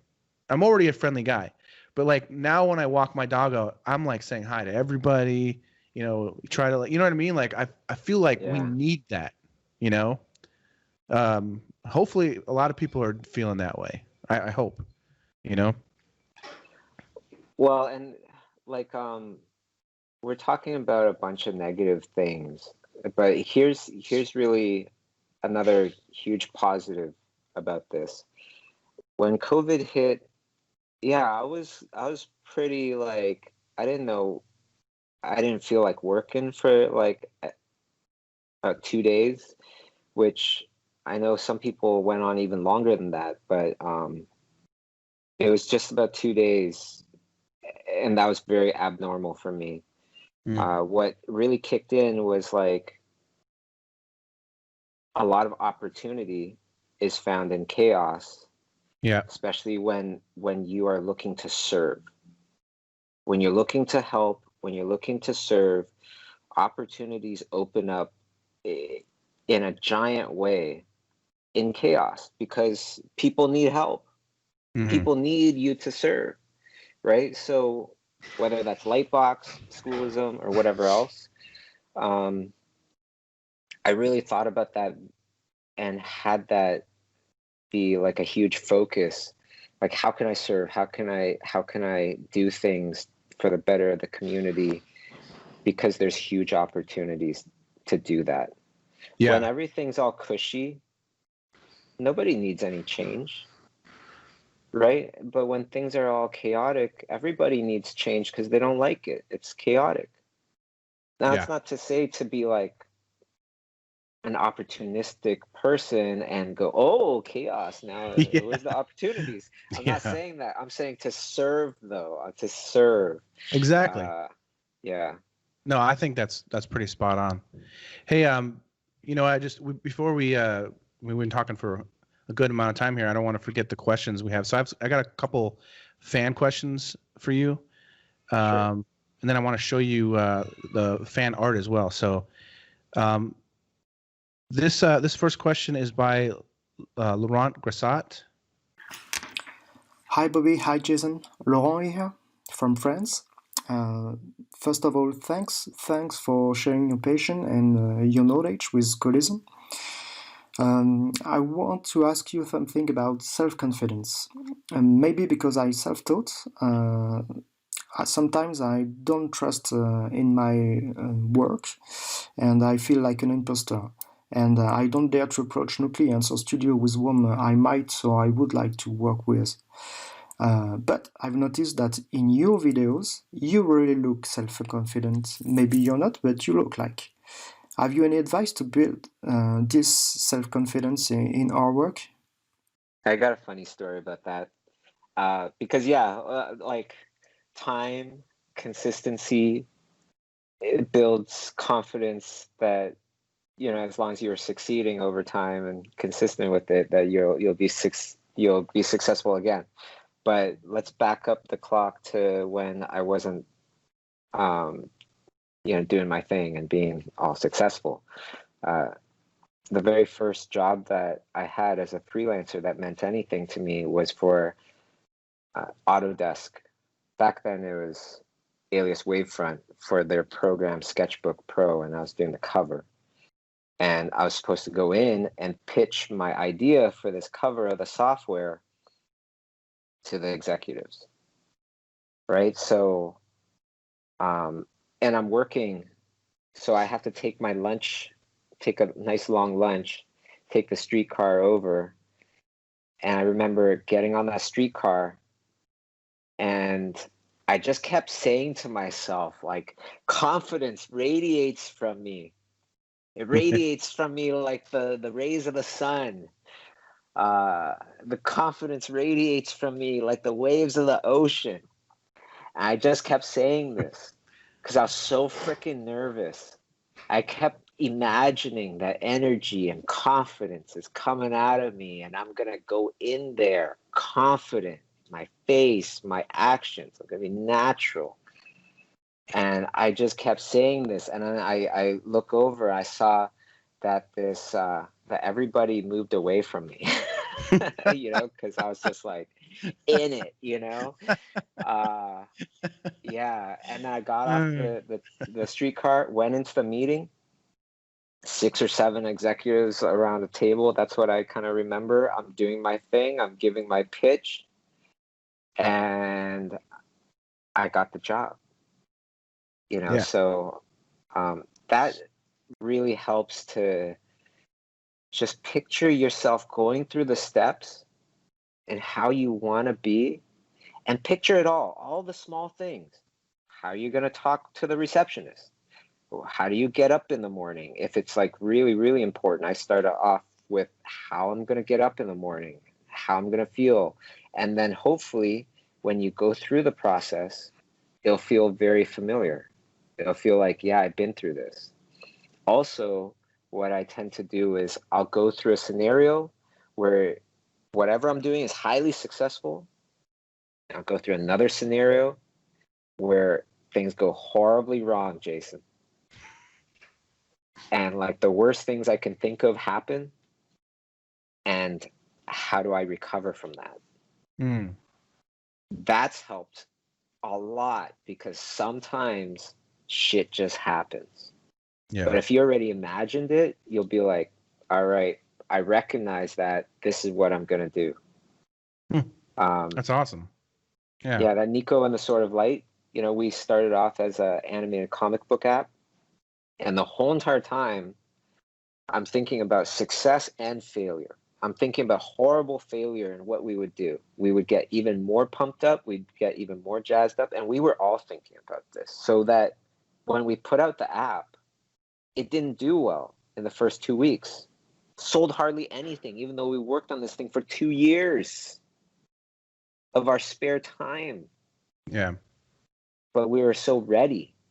Our attitude was not like feeling sorry for ourselves or anything. We already went through the scenario so many times in our heads. We're just like, this is what we were ready for. This is what we were getting prepared for. All right, double up the efforts, be super positive. And we start going after it. And then it became a TV show and all that other stuff. That's great. That's awesome. So we've got another question from Dwayne Stockton. Hi, Bobby. This is Dwayne Stockton. I just wondered, when you were growing up, what artist excited you most, got you most interested in art at the very beginning? Yeah. Dwayne, what was it? Garfield. There's a lot of, Jim Davis, a lot of comics interested me, and Super Mario Brothers. And it is it's fascinating, the things that interested me when I look back at it now, right? I named off a few things. One was like underwater creatures when I was like a little kid. Super Mario Brothers, Slimer from Ghostbusters, Jurassic Park, which is a whole bunch of creatures, right? Yeah. And then, you know, I grew up with an underbite. I still have an underbite. And as a kid, sometimes you're in situations where kids are cruel. Yeah. And definitely been in a bunch of situations where people maybe pointed out my underbite and making fun of me, something like that. And then I look at all the things that I naturally liked and gravitated towards. Slimer, weird, right? Creature-like. Jurassic Park full of creatures. Super Mario Brothers, 2 Italian brothers that are plumbers fighting mushroom people, fighting, you know, demonic turtles. Weird. I always gravitated towards weird things, weird creatures or whatever that were presented to us in appealing ways. Yeah. So if we want to really get psychological here, perhaps I gravitated towards those things because I felt like a creature. Yeah. You like that? Is that kind of deep? It makes sense. It makes sense. Yeah, it makes sense. It's interesting because, I mean, I very similar. I got I had not a very good childhood with other. Like I got picked on so much, and it was not good. It was. I hated going to school. I was afraid to go to school, and my art became my refuge. And I was just in this world drawing Batman, Ninja Turtles, Mad Magazine like things. Calvin and Hobbes, Garfield. I mean, you know, but it was all just that way to get away from that, you know, kind of like I created my own little safe place where, like, you know, I don't really care. I can do this awesome thing, you know.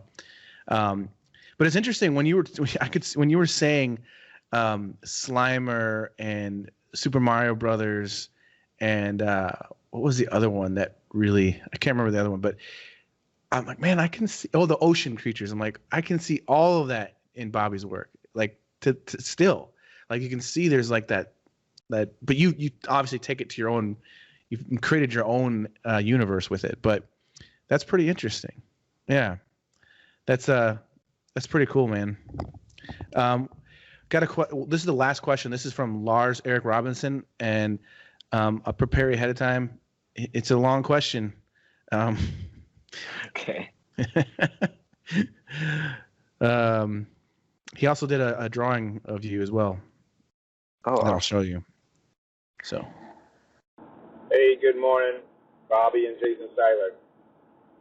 I had a good time doing your painting, by the way. This is to you, Bobby. I've always thought you're very intelligent, and I love how you're creative with leading people in the community, man. So I had fun doing that little piece, dude. I got inspired by, I was just looking at references of owls, and I'm trying to have little owls on the bottom. I have another painting I'm thinking about doing with that same concept, so I try to use this as a springboard for that. But in a way, you know, just wanted to make another note because I had an interview with Jason, and I basically, once I took the class with Jason Seiler on schoolism, I would say almost 8 years ago now. It's been quite a bit. But it really opened my eyes. I was able to see things a lot better. It was a really good class for me, and it really, like, basically, it just taught me how to see shapes better and just open my eyes a little bit more to what my possibilities to my work would be. So I greatly appreciate that a lot. And then also, you know, I took a class with Thomas Fluharty as well, and it was his painting class on there, and that was awesome. So I really love all your classes, and your new option with having cheaper subscriptions, that I bet that helps a lot of people, especially during this time with this pandemic. One more thing, and then I'm done. Basically, I do have a question. I love how you did the Lightbox this year and how you made it interactive. The one part I do have a question is, I said that already, is about the different rooms and how when you went in the convention room, basically, you see each different board. That was really awesome, and how you can, it was like AI, it was artificial intelligence you were using in that app.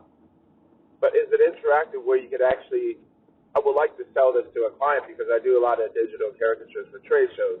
Can that be interactive where you could actually see, could it be animated so you can see somebody drawing at their booth, for example? So if that was like a booth, a real booth, could that be animated and have it actually see me drawing digital caricatures or something? And then that would invite them to come to their booth. That was one of my questions. I think that'd be great because, you know, I'm having a hard time trying to get digital caricatures for trade shows, and I was on the run for a while with that before this whole pandemic. But thank you. That was long enough, and I'll talk to you guys later. So keep it up, man. And yeah, I'm definitely, when I get some more money, I continue trying to take classes at SCHOOLISM. I definitely recommend it because I even went to Ringling School of Art Design in '94. So I'm a graduate from art school, and that doesn't tell you much, but I had a good time going to art school, but I had an even better time taking SCHOOLISM. So I definitely recommend it. Thanks. Bye. Nice. It's awesome. Now, to be honest, I don't understand the question though. I don't know if you did about the booths. Yeah, like so Magma Studio.io. That's the program that he's talking about. You could give your, you know, whoever you're doing the caricature for, you could give them the same URL so that they could watch you paint it. If that's what he's talking about. See, that's what I was very confused by that part. Lars, I love you, but I got lost, man. He took us on a journey, you know. He took us on a journey. It was good. But I am glad that he loves schoolism, and yeah. But speaking of, he did do a drawing of you, and there's fan art, so I don't want to keep you too much longer. I want to show you this artwork. So what I'm going to do is share the screen with you, so let me know if you see this. Yeah. Okay, cool. So this first one is by Laurent Grassat. This is the person that asked the first question, actually. Nice. Okay. I got the mushroom there. I don't know what's that saying about your hair hygiene.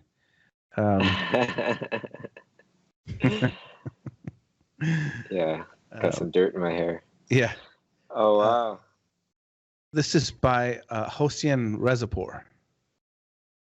Interesting approach. What I just realized the background looks like a stucco wall or something. I think that's what it is. Yeah, it looks like the ceiling or something. Yeah. Maybe this is what they have above their bed on the ceiling. Maybe they stare at me as I go to sleep at night. That's kind of freaky. Yeah. Oh, that's funny. This is by Magnan Stefan. Mm-hmm. But then it says Cadren on the bottom, so I'm not sure which name is correct here. Anyways, it's cool. Sporting that Lightbox shirt. Yeah, it gave me a little scruff. Yeah. Like, yeah, I couldn't grow a mustache if I tried. It'd probably just come out the sides. Oh, okay. But yeah. This one awesome. Is by Walid Shehab. It look like kind of like Bobby Chiu monster fish or something. Yeah, I have a painting that it's a mom kind of creature with all its little babies just stuck on it, sucking to hang on, that kind of thing. And yeah, it was from my mom. All the pain that I caused her over the years. Oh man, this is cool. This is by Sina wow. V. Yeah, it's pretty cool. And I like I like the little splashes of color that she added in the face there. It's pretty cool. Yeah, little subtle blues and pinks and violets in there. Yeah. It's a fun. That's by someone named Oren. That's great. That's pretty cool.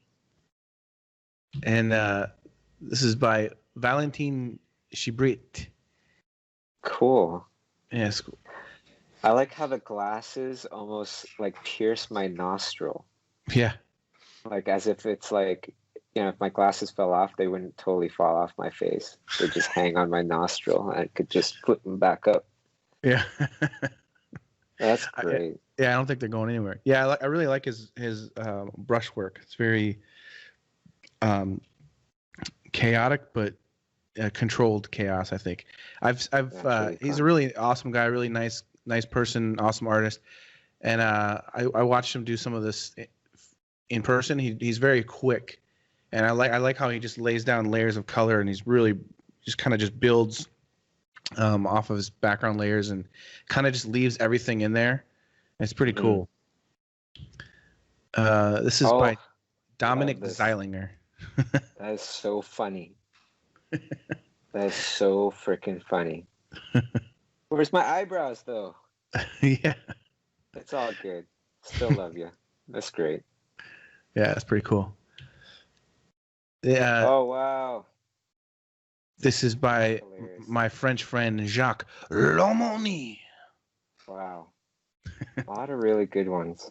Yeah. It's very interesting to see these. Yeah. Well, yeah, it's interesting to see like so many different perspectives. And by the way, I don't tell people to do caricatures. Sometimes they get realistic portraits and whatever. So it's interesting. Like sometimes there's been certain times where almost all of the entries were portraits, like realistic style. So you never know. Oh, wow. So this is pretty cool. This is by Jonathan Groot. I think this is gouache, by the way. Oh, wow. Topless, cool. Bobby. That's great. You should print this off and give it to Kay for Valentine's. Yeah. Oh, I like the creature. The creature is really interesting too. Yeah, and it looks like maybe like a toad or something in the background to the left. I don't know if that's what that is. It's interesting. Here's a fun one. Yeah, NIKO, nice. It's by Carlos Sanz. Right on. I love how you added the little bits and pieces around. Yeah, it's cool. And he gave you eyebrows. That's always a good thing. Yay, they're not that thin. Yeah.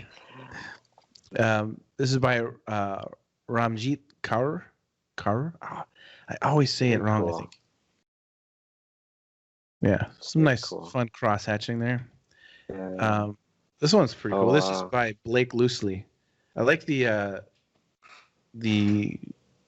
use of the planes with the different color. It's kind of cool. It feels almost like a gouache painting. Yeah, it's kind of. It does. It's very much. Right. Yeah. It's cool. And this is by Dwayne Stockton. He's another person that had a question. That is funny.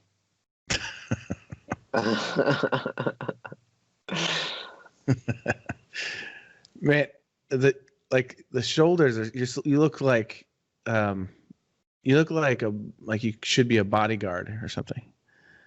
You know. It's funny. Oh, this is by Lars, who had the very long question. Lars Erik Robinson. Oh my god, that's too funny. The creepy owl. But yeah, you got my teeth just right. Yeah. Totally realistic. Great. It's funny. It's not creepy at all. This is by Juan Fernandez. Yeah. Nice rendering of the eyes. Yeah, that's cool. And I think there's a couple left. This is by Juan Gastelum. That's funny. Those dancing people at the bottom. Yeah. Put my head down there with Vincent D'Onofrio, and he says I look like Vincent D'Onofrio from the new show Ratchet. And I'm a little offended by that, you son of a bitch.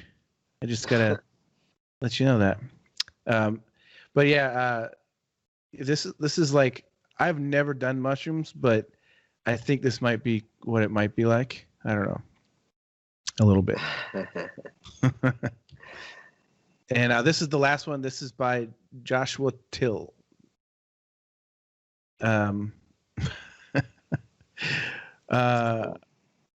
Yeah. I don't know if it's a tree growing on your forehead or you're just happy to see me.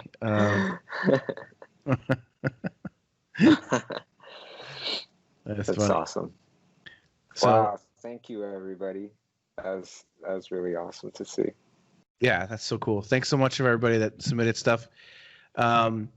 So yeah, I've kept you for quite a long time, but this is awesome. Like I said, this is episode 100, and I'm so glad that you were the one that was able to join me for this because, like I said, you've been a big part of my life and career for like the last, 15 years, or it seems like, I don't know if it's 15 years or. Yeah, I mean, something like that. I mean, it's crazy because 14, like when I you guess. first met me, my now 17-year-old was only like 2, I think. Yeah. Something like that. So it's when kind of crazy. When I met your oldest 2 daughters, your youngest one was like maybe 2.5, 3. Yeah, it's crazy. Yeah. Yeah, that's totally nuts. Yeah, and now they're like full-on young ladies, and it's nuts. It's very nuts. But yeah, so thank you so much, man, for taking the time to talk. I think it was a really fun talk, and it was cool just to like chat with you. You know, we haven't gotten to like really do that for a while, so it was really cool. And I always tell people that you're one of the most fun people to hang around with. You know, like after events, like get a few drinks, hang out, talk. You've got the best stories. It's all right. But like, yeah, just so some of my favorite and fun times have been just like hanging out and just with, you know, going with a bunch of our friends and just going places and hanging out and having a good time. So, but this was cool because it was like first time we've ever after dark.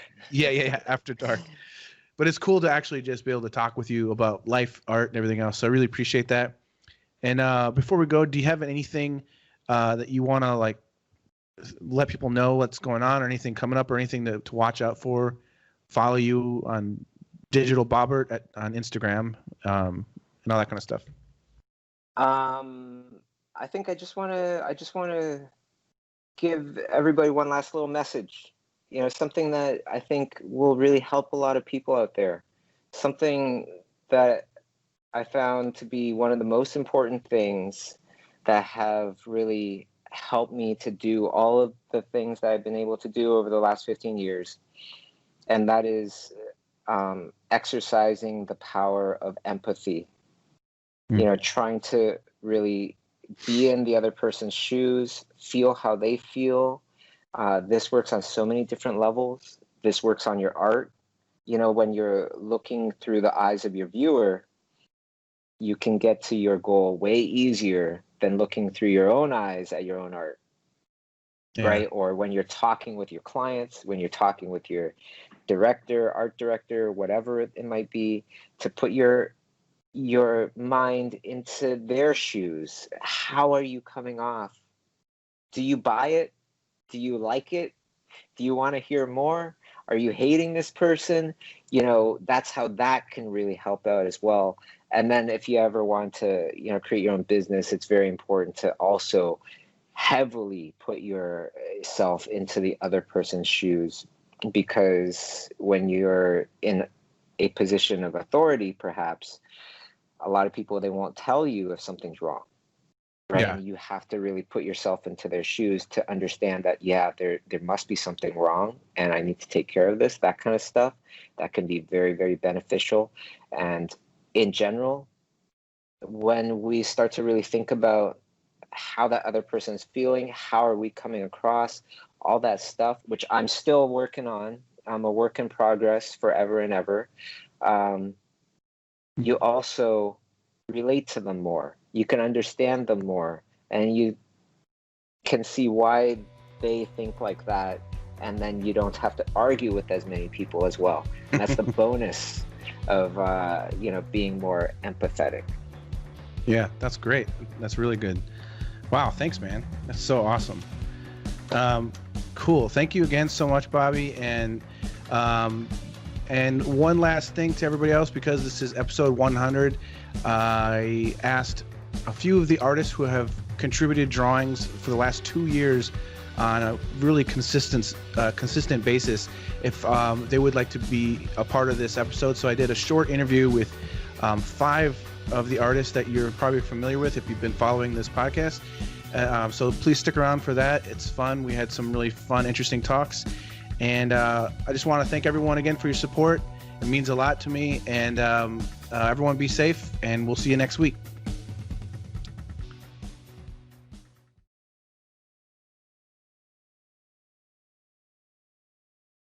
All right, Juan. Mr. Jason Seiler. Good to finally talk with you, man. Yeah. This is cool because, I started this podcast, this December, it's going to be, I think, 2 years already. And I can't believe I'm on episode 100. And so I thought, hey, man, there's been so many awesome artists who have contributed throughout the time I've been doing this. And you're one of them that's done, you've sent in tons of them, tons of crazy ones, by the way. I try to have fun. Yes. Yeah. No, it's always fun because you always add like little strange things, like little UFOs or I don't know, little things here and there you have to look at a little bit, and it's always entertaining for the guests that are on. It's awesome. So, what's going on in your mind, man? Well, actually, I've been working all night long. Oh yeah. My eyes, I feel like stoned. I don't know, but it's not stoned. I wish. No, I was working on this one. Very nice. Deadline is today. So yes. That's beautiful. So yes, at the beginning, I never won a tablet, but I'm sorry. The main thing is to have fun. Yeah. And I wish I could be more dedicated. Well, not that I wish, but sometimes I feel that I spend too little time on the caricatures. But at least I have to. I enjoy a lot just to have fun. Just something, just fun. No, and it's fun, and that's why I wanted to have a few of the contributing guest artists or fan art on here because you guys help make it more fun and entertaining, and I think it's great. And so I really appreciate that, taking the time anyways. But what is this painting that you're working on right now? That looks beautiful behind you. Is that an acrylic painting? Thank you. Yes, you're talking too bad always of acrylic. That's not good. Hey, I'm very familiar with acrylic, and acrylic sucks, but you can do great paintings with it. It's just, well, yeah, it's a challenging medium. It's a medium that, it's for me personally. I'm like, once I started working with oils, it's a personal preference. Of course. But yeah, but that's beautiful. That's awesome. Is that on canvas? I think of oils as classical music. Acrylics is more like pop music. Yeah, stuff. But even though there's a lot of acrylic painters that take it to the classical level. That's true. Yeah. A lot. No, there's some example, great paintings in acrylic. Yeah. And I need to thank you, man, because I really enjoy your interviews. I really miss one, and I've been getting to know a lot of artists that if it wasn't for you, I had no clue who they are. Oh, that's awesome. So I really like what you're doing. I appreciate that. Super cool. And you're in Mexico, right? In Mexico. California, Mexico. Basically south of the border of San Diego. Okay. Oh, very cool. So San Diego, Tijuana, and Rosarito. I live in Rosarito. So you don't have the fires aren't going that far south, right? Well, actually, there's all over California, and in the hills East where I live. Yesterday they were on fire. Man, that's crazy. Not as big as the fires of Northern California, but they were really, really big. Actually, I'm on the coast, so let me grab the. So, like, if worst comes to worst, you can just jump in the ocean with the great white shark. Yeah, I don't know if you can see the ocean there. Sort of. Oh, that's awesome.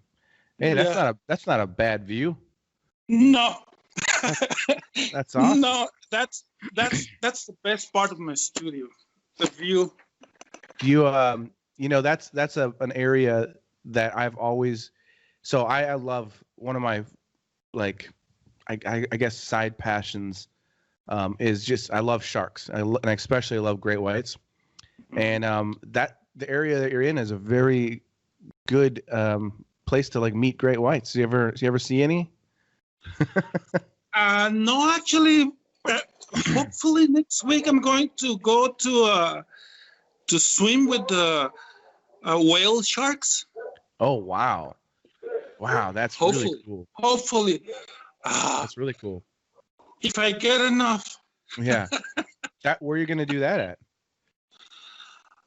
It's about 4 hours driving with a friend of mine that does tours. Wow. So it's going to be a weekend. My wife is not going to go, but she's taking an online class that weekend. And hopefully me and my son are able to go to, well, those are not the white sharks. Yeah. Humans are not food.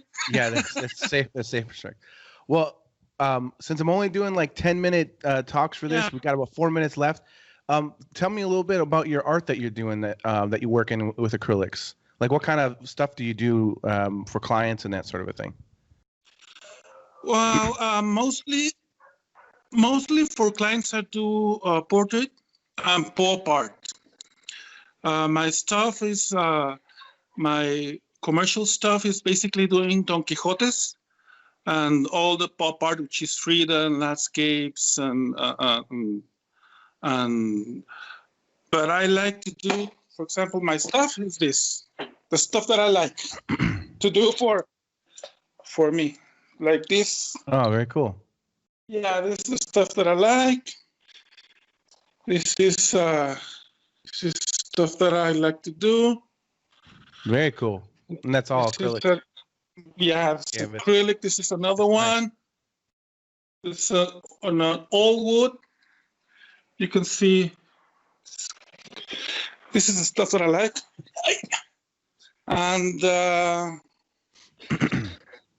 And also do sculpture. Let me show you. That's since awesome. we're here. And occasionally you write funny songs. Yeah, perhaps you. Oh, here is my pal.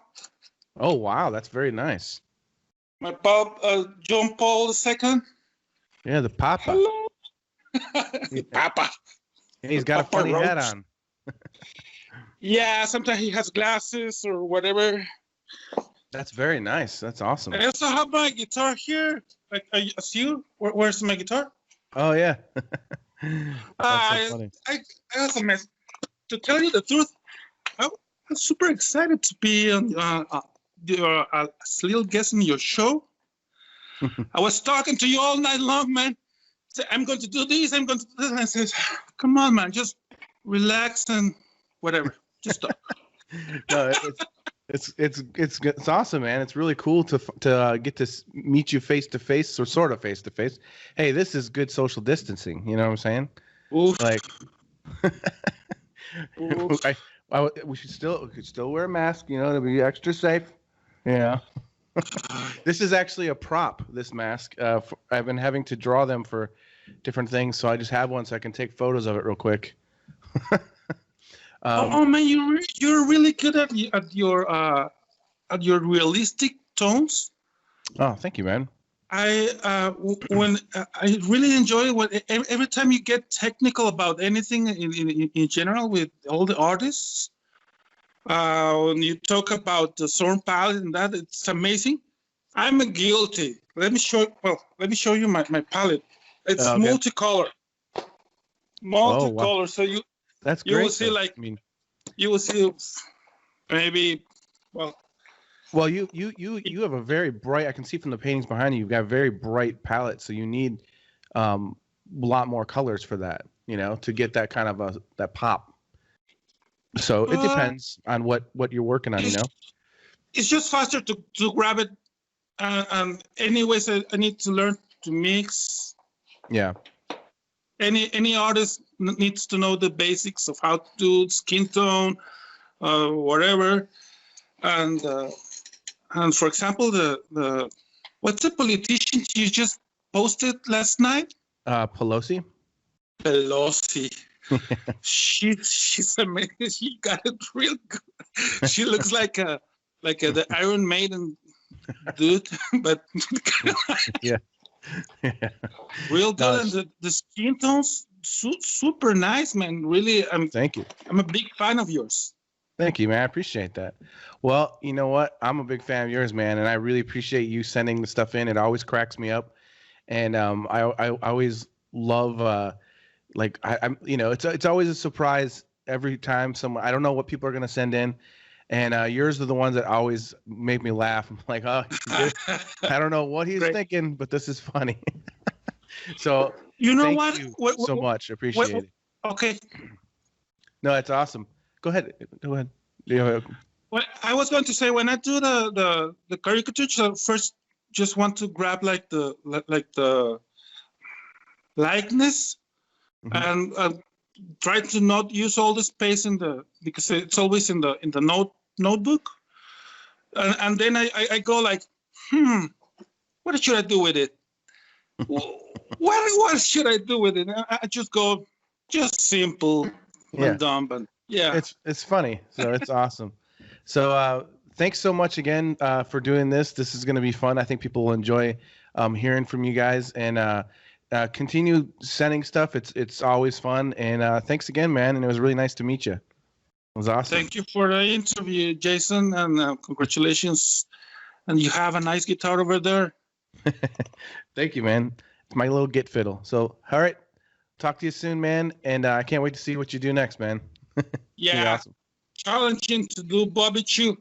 All right. Well, it's going to be challenging. I can't wait. Let's see how it goes. All right. We'll see you, man. Bye-bye. Bye.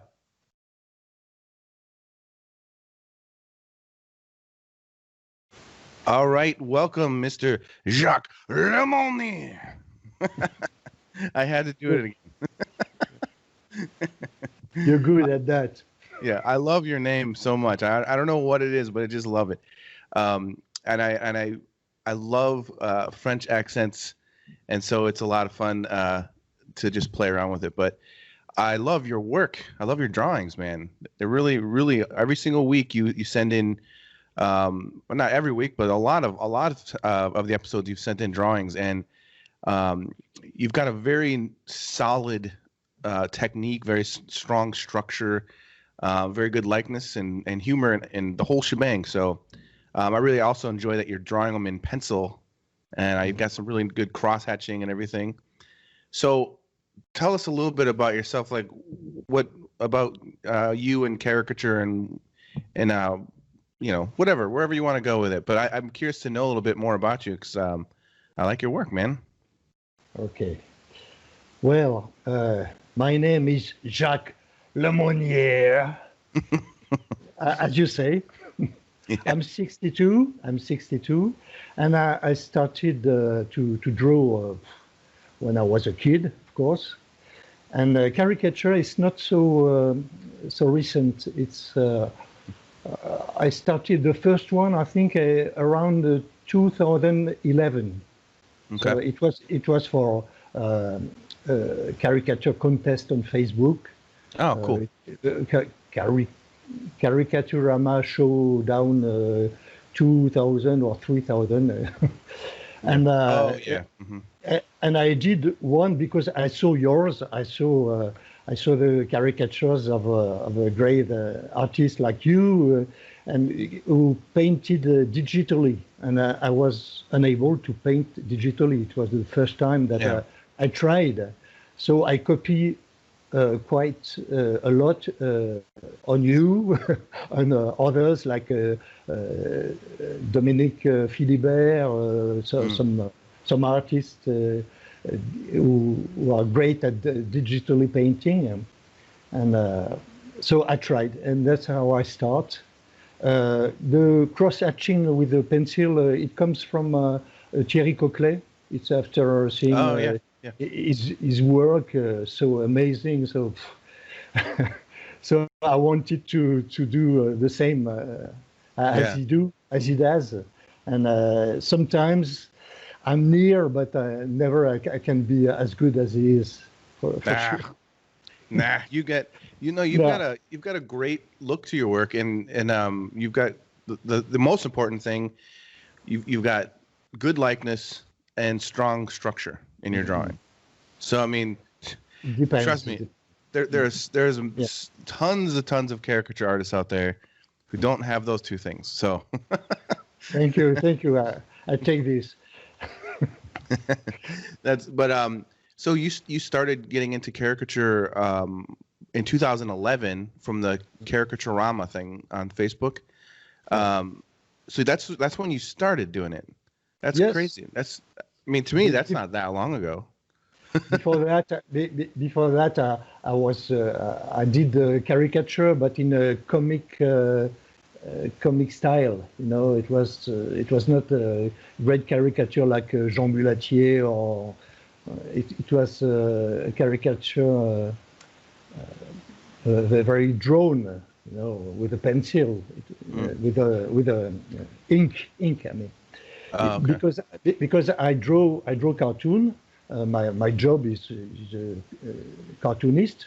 So, cool. Okay. So I draw with a pen, ink and pen, and sometimes I did some caricature. Some characters were caricatured, but it was not that type of caricature that you all do. You on others. So your main job is cartooning. So you've been doing that for a while then. That's awesome. I started in 1988, my first album, and I never stopped. That's great. So what kind of cartoons is it? Is it like strips? Yes. I have 2 or 3 styles, 2 or 3 types of caricature of cartooning.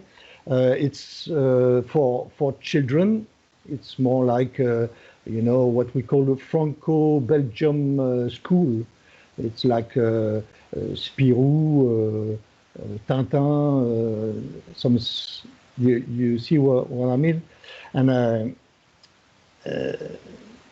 it's one type of cartooning that I do. I do some more realistic cartoon and more erotic too. It's very different. Erotic? Erotic. So you go from the children's to dildos. The erotic. Yes. Okay. Yes. But I began with erotic, and I went when I myself had the children.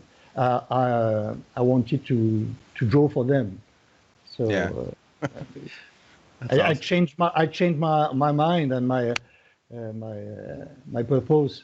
So yeah, no, that makes sense. My wife has been encouraging me to try to, when I have some free time, to try to put together some online classes for children, like how to draw and paint, for kids. So it's very, very funny to do. Yeah, no, I think that could be cool, but that's great. So, and you put out books with your cartoons, your comics and stuff?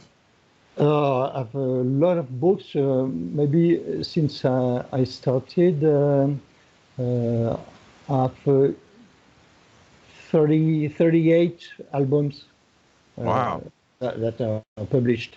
And can people get those? You should promote it. Yeah, I would like. No, it's not so easy. In France, the book business is it's not for the author. It's more for the publisher. But oh, okay. it's very hard to live from cartooning. But I try.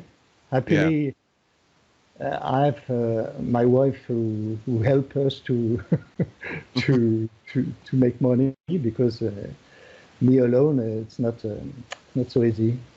Yeah. And that's so.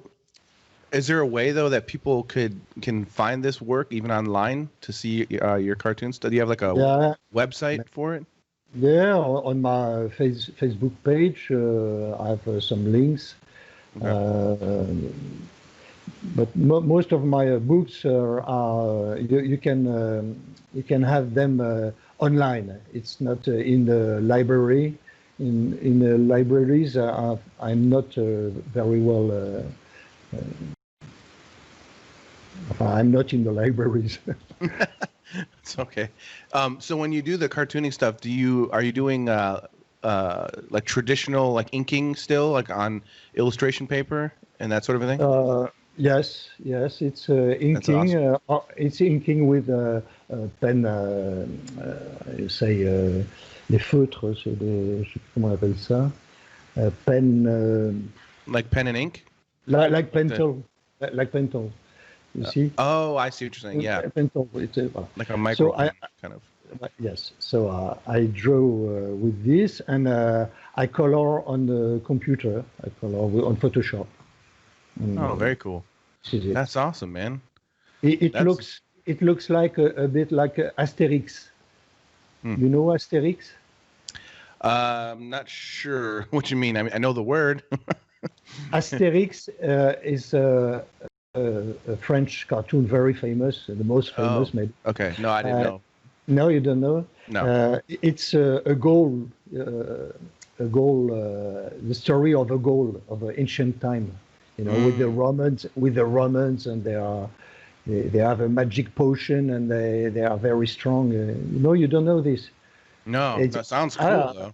Awesome. You should. It's very, very. I think it exists in America for sure. It's been translated. Yeah. So this is the style that about the. I told you Franco-Belgium school. It's a style. Voilà. European style. Oh, okay, cool. Man, I'll definitely look that up. That's awesome, man. Well, thank you so much again. This was really cool to learn a little bit more about you, and I thank you again for submitting your work to the podcast. It's always fun to see what you do, and I appreciate the support, and it's always fun to be able to show the guests, and it's so thank you, and keep sending stuff. It's fun, and thanks again for joining me for this, man. I can't believe it's been 100 episodes already. And nice. Yeah, it's pretty crazy. So thank you so much. And thanks for taking the time. Thank to you for doing your podcast. It's very, I learn a lot by watching them. Oh, wow. It's a pleasure and fun for me too. That's awesome. Thank you, man. I really appreciate that. Cool. All right, thanks again, and we'll talk soon, man. Okay, hope so. All right. See you. See you, man.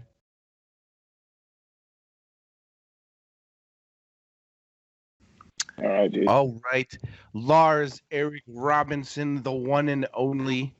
And the name is epic. It sounds like, sound like Lars Erik Robinson. He sounds like it could be like a bebop singer from the 50s.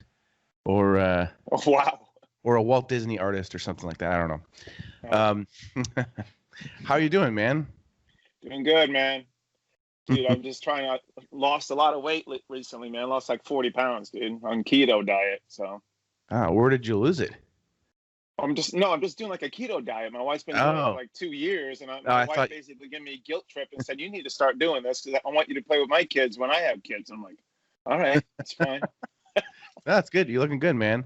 I need to go on a diet as well. So I am. So I relate with it. I get it. Cool. So yeah, that's good, man. It's good to lose some weight. Yeah. So this is so cool, man.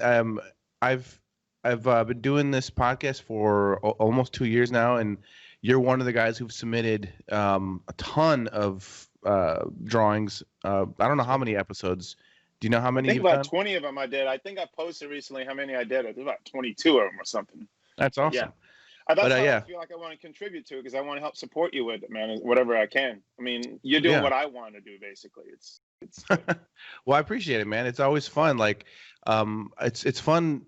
I personally have been enjoying watching your progress because I've been seeing you push your style a lot. Mhm.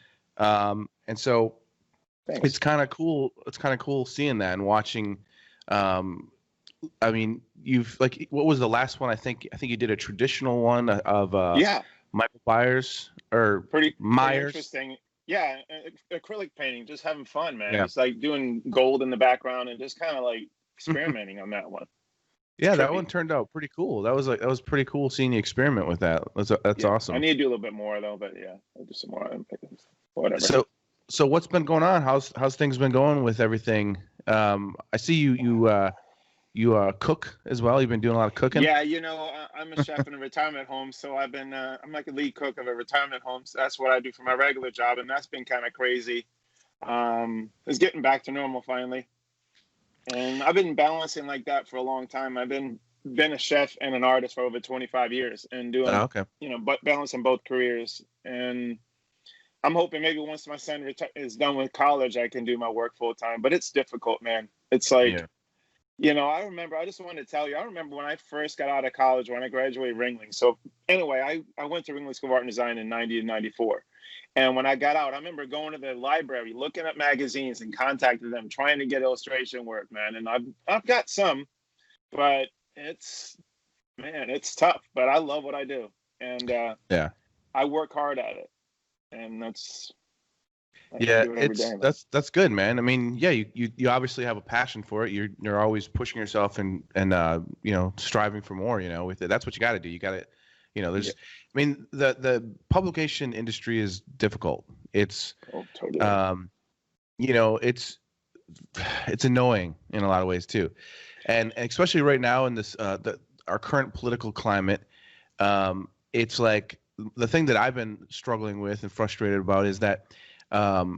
Like I don't really affiliate myself with a political party. I think both the left wing and right wing parties are both terrible. They're both corrupt. Yeah. They're both annoying. I don't like any of them. But most of the art world has sided with the left wing Democratic side, and if you don't agree with that, you're out. If you illustrate something for the other side, you're crazy, you're wrong, you're bad. And they never look at themselves. They never look at their own agendas and everything else. Yeah. And it drives me crazy because I think, I have no problem. Like I just did a cover with Nancy Pelosi. I loved it, dude. And thanks, the hand tapping up on there. And I saw the little, it was like, I guess it's a handle there, right? Like she's in a wheelchair? So well, no, it's the salon chair. She's sitting in. Oh, okay. I thought it was like a wheelchair you're trying to hide. Yeah, I use my wife's hands. But my wife's hands don't really look like that. But anyways, like good job. I'll do a cover like that. Thanks, man. I'll do a cover like that, and because it doesn't bother. I'm fine with making fun of the left, and then I'll do a cover making fun of Trump, and then everyone's like, "Yeah, that's awesome." But as soon as it's anything else, it's like it's just funny to me. It drives me nuts. Oh, yeah. But I did do one with the Week magazine. I'm sorry, I did I did one against Fred Harper. Remember Fred Harper? Oh, used to do a lot of stuff with the Week. So I wasn't going against him. So I was both doing a cover. He did a cover and I did a cover, and they were giving me a trial. And I remember I was so upset. I had like 24 hours to paint it. I tried the best I could with Sam, Uncle Sam in the corner, and then like Obama on this side, and then I forget who else was. And I remember saying, "You didn't quite get Obama right." I'm like, "Are you kidding me?" And then it was like his sideburns, and I'm like, "That's where I screwed up." And I guess I was so upset about that, but whatever, move on. Well, the Week magazine is a strange magazine because they've done that to me twice. Oh, okay. Where I've done two covers for them. One of them was with George Bush, and it was like gosh, 15 years ago or something like that. Oh man. Okay. And they did the same. I did a great cover. It was good. Yeah. And it was totally publishable and everything. And they said, it's just not really what we're looking for. I'm like, oh, okay. Oh, man. You know. And then Fred had that cover. They gave it to both of us, but they weren't ever going to really use mine. That's the thing. They're just it's like this weird thing they do. And then they did one about 5 years ago with me, and I was gonna give him one more shot at this. Yeah. And I killed it. I did a really good cover. And they didn't do it. They used Fred's. So they love Fred. That's fine. Fred is no. It's Fred. They were always going to use Fred. That's the thing. So I'm trying to say, don't feel bad about it because they like to test out different artists and stuff, but they're really difficult to work with, and they really, I don't know what they're looking for exactly, but I think they have a specific style in mind or something, and so your style might not have been like what they're interested in. So, but my point before was basically that, you know, with on top of, you know, illustration is already challenging to get into, but now with the political climate and people are so sensitive about everything now, it's even like, you know, like for example, like me doing this Pelosi cover, you know, even though, you know, I don't think it's that big of a deal, and I'm very proud of it. I think I did a good job. Yeah. But it could shoot myself in the foot where ignorant people from other publications who can't see past the fact that I painted something for a right-wing magazine, they might never hire me. No, but that's how it works. So they might not hire me because they might think I'm a conservative, which I'm not. So does your agent talk to you about that kind of stuff when you get work? I mean, no. Okay. But see, I'm not even. The funny thing is I'm a Democrat, and I don't like Trump, but I'll still illustrate those things because I go down the middle politically, and I think Pelosi is a nut job, and I have, you know, she's fair game as far as I'm concerned. So But anyways, so, you were asking me what's going on with me. Basically, I'm working on a family. I'm doing a large family caricature of like superheroes for a family painting, and I'm doing this whole night scene, and I'm doing everyone individually, all the different characters individually. So it's like Nighthawk, all these different superheroes. So it's different, and I'm actually airbrushing and pen and ink it, and it's kind of cool. So I'm doing most of it in my iPad. I'm using Adobe Fresco, which I love. The Adobe Fresco program is great. Awesome. And then I put it into Photoshop and I finish it from there. That's cool. But and also, man, I ordered this thing for my Sketchbook Pro. It's like you could put your iPad in it, and it's like a board, and then you could put your iPad in there. It's going to be like a larger board that you could actually put your iPad in there, and it's slick, so you can do larger gestures on your iPad.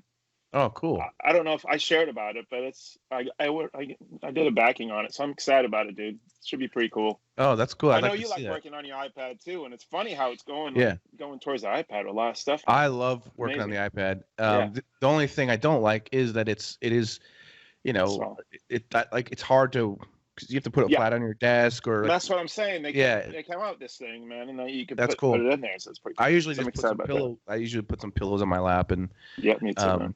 And I just have pillows stacked up, and it works. Cool.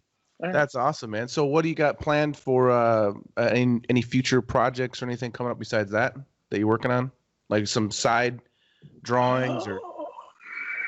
Not necessarily. I work for Pino's Palette too. I do like a sip and paint classes, and then I have like a logo I'm doing for someone, and not much else. I am working on trying to do like a cook art podcast where you like interview the artists and what they like to cook in their studio real quick.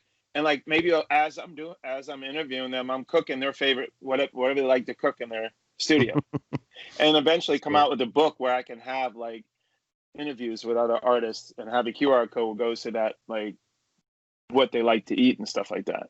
That sounds awesome, man. It's kind of like my idea to come out with my first like art book. You know, you came out with a lot of books, and I haven't really published one yet. And I have a lot of work over the past 25 years, and I really haven't published a book.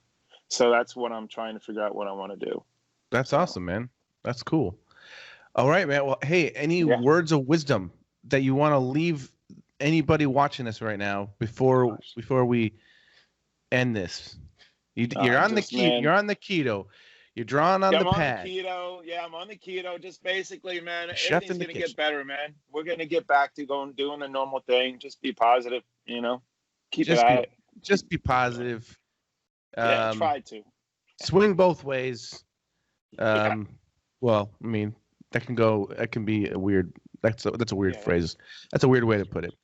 But anyways, we'll Thanks. we'll go with it. Swing both ways, says Lars and Jason. So thanks so much. Point. Every time somebody takes a photo, I always point. That's the Lars point right there. Bam. Okay. All right. All right. Thanks so much, man. And hope to see some more drawings come in. And thanks for your support for the podcast. And we'll talk to you soon, man. Thanks, bud.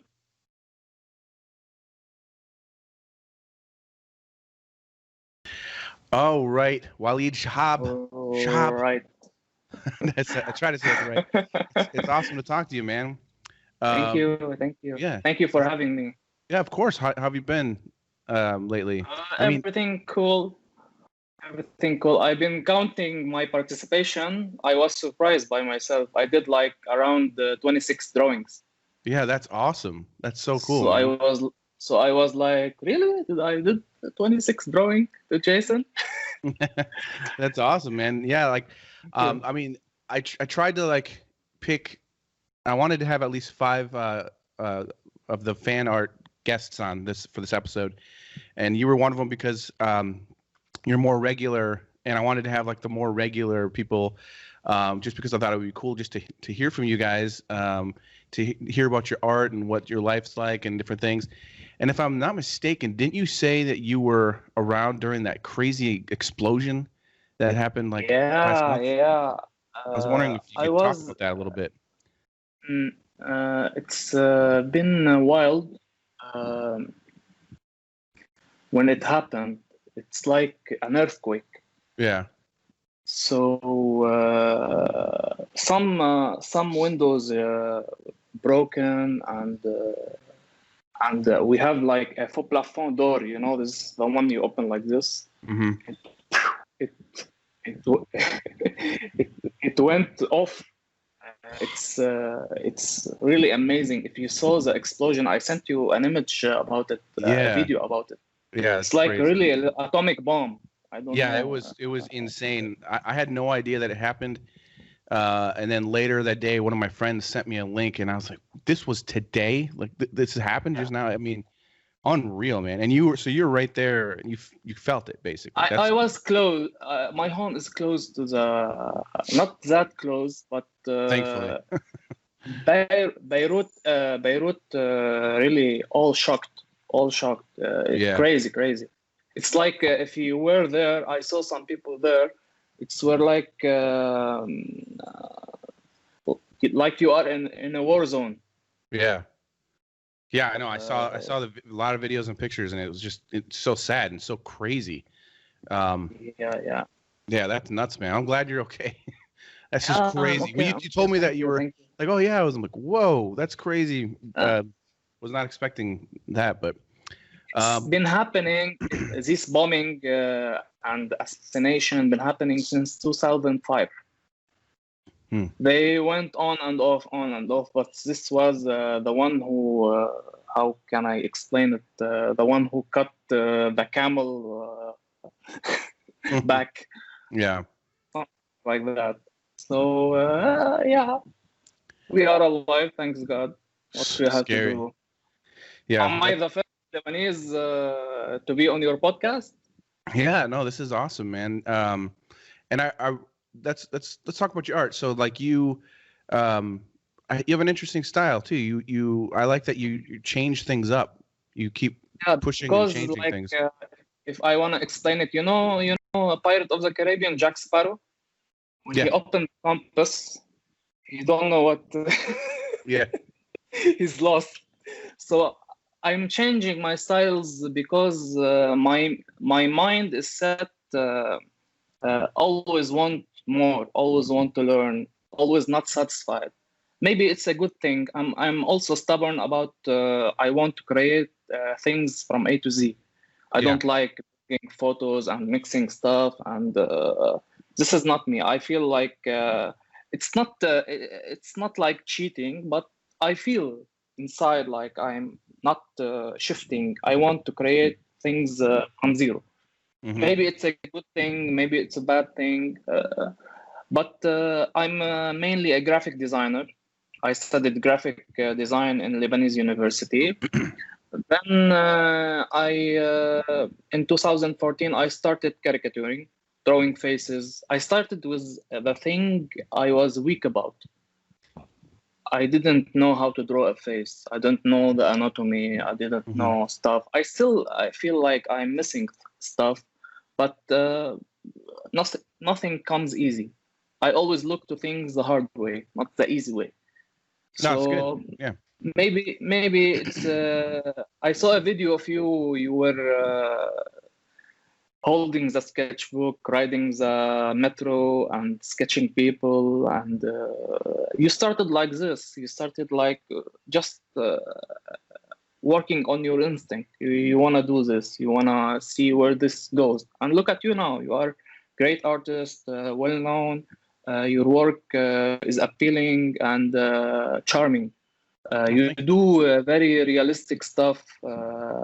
Every time I show your art to some of my friends and artists, they went crazy. Oh my God, this is drawing? No. Wow, thanks, man. But I still feel the same way. I still feel like there's still way more to learn and more to push. And you know, like I give myself challenges. Like I just did a quick sketch of Ruth RGB. Sketch you did? Yes, I'm blanking on her full name right now. Anyways, RGB as she's known, the notorious RGB. But anyways, I did a really quick sketch of her Gainsbourg yesterday, and my goal with it wasn't to do like a super tight technical. You know, it was like, let's just see how quick, and I'm just kind of a loose, quick, just for almost like an exercise, like just put a line down and leave it, you know, like don't. And so I just did it, you know, so I do things like that. You know, I'm always trying to just, you know, just try different things to help, you know, my mind and my eye to hand coordination and that sort of a thing. So it's fun to do that kind of a thing. So I saw the sketch. I saw the sketch. It's really your style of laying just lines above the artwork and doing your hatches and gradients and whatever. It's great. I like it. Whatever you do now will be great to everybody. This is the beauty. This is the beauty of art, because you reach a level. Then, if you draw a line, like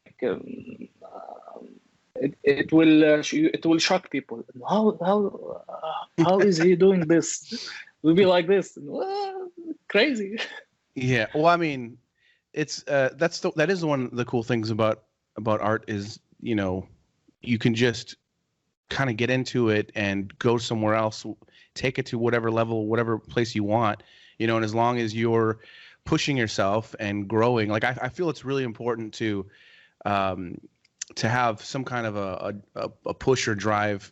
And I have like this belief of not really a belief, but like I have a worry of becoming a stagnant artist where, you know, there's no growth, there's no change. And I don't want that. You know, I always want to try to push my style, my technique, my brush work, and I think that's really important, you know, as an artist to do that, because it's just, first of all, it can be really boring. You know, like I don't do the same thing twice, hardly. Like, you know, I always start differently.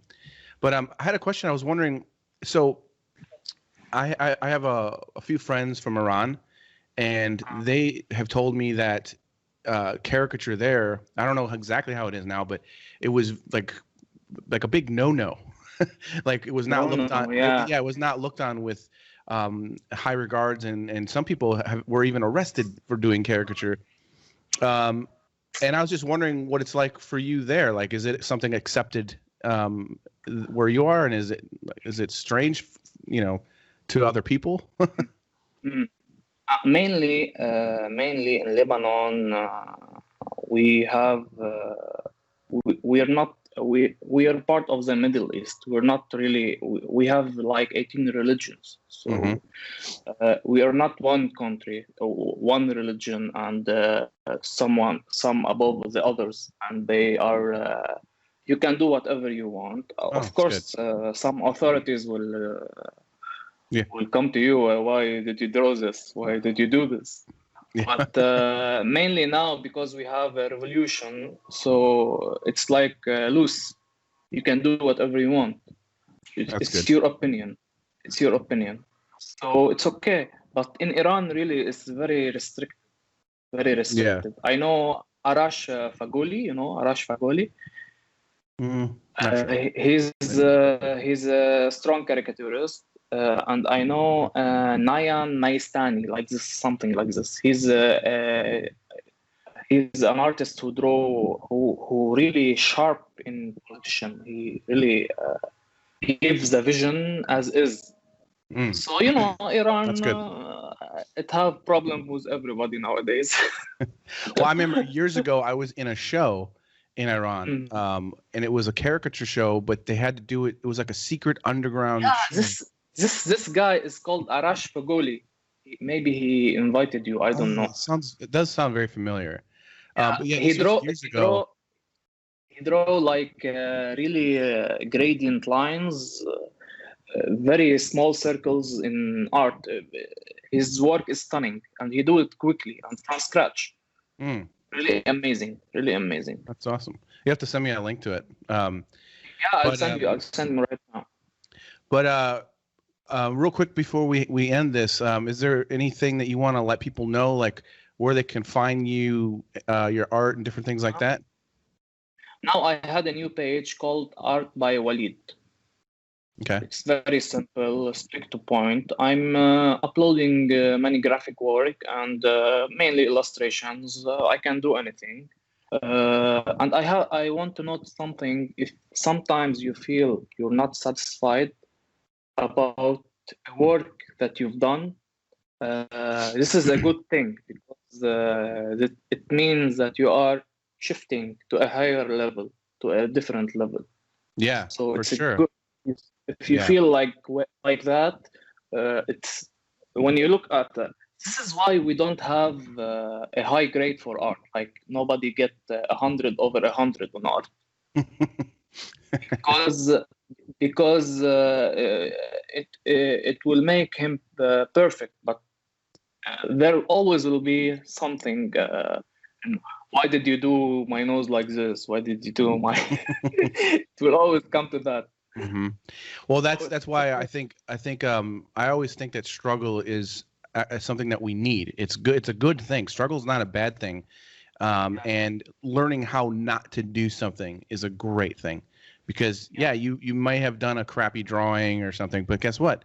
You learned from that how not to do that again, and the next one will be better. And I think that's a really good way to look at it. 100%.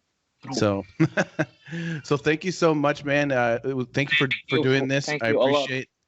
And I hope to see some more drawings. And thank you so much for supporting the podcast and for doing this talk with me, man. It's really nice to meet you, sort of face to face. And put a face to the name at least. Hopefully we meet face to face one day. Yeah, that would I'm trying to maybe open gallery or something in the US. I have a lot of friends, Lebanese friends, will aid me, and I'm making also different nationality friends. The Caricaturama page always assistant. Yeah. You meet a lot of people there. Everybody participated there. Big artists, small artists, everybody. It's a really nice page. I haven't won single once. I once came at 7th place. That's good. Number 7. I was like, 7th place. Hey, it's subjective. Don't just keep doing it, and I've seen ones that I personally didn't think that were that great win, where there was other ones that I thought were better. So it depends on who's But anyways, thanks again, man. And I really appreciate you taking part with this, and we'll talk to you soon, man. Okay, okay. Be safe. Nice to meet you. Be safe. Oh, you too. You too. All right. Talk soon, man. Okay. Ciao.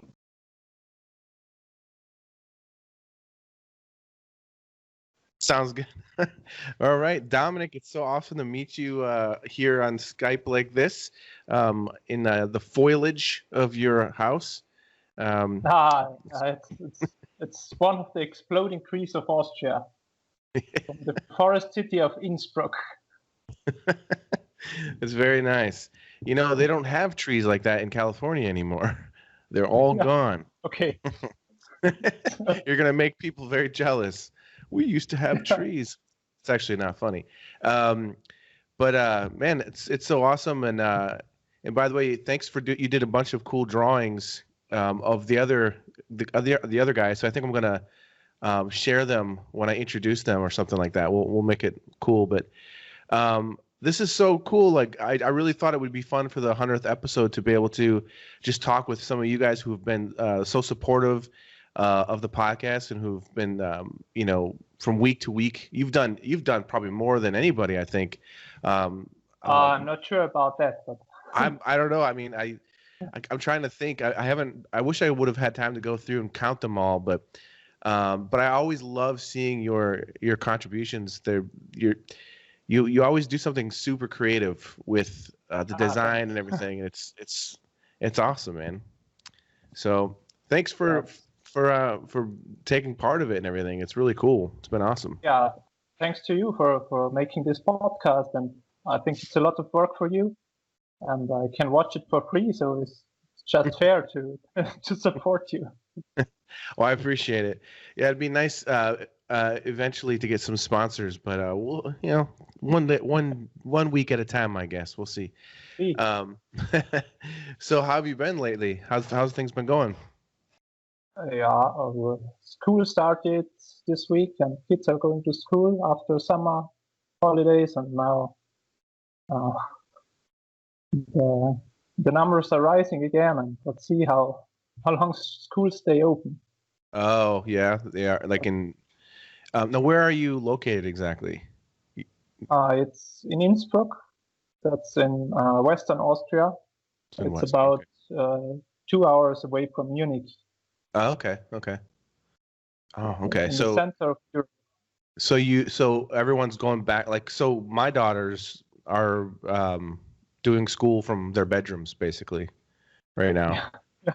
Okay. And yeah, it's kind of weird because they basically log in and all day they're just on the computer.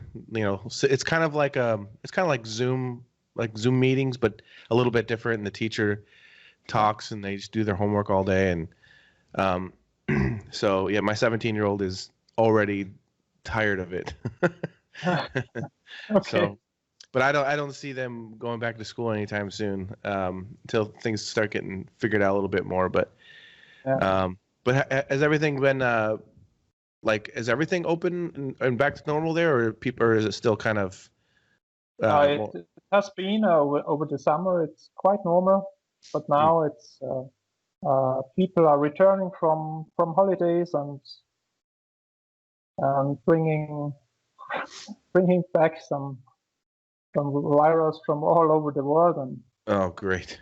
So it's getting cold outside. So oh man, yeah, I don't know. We'll see. It's in Chicago. We've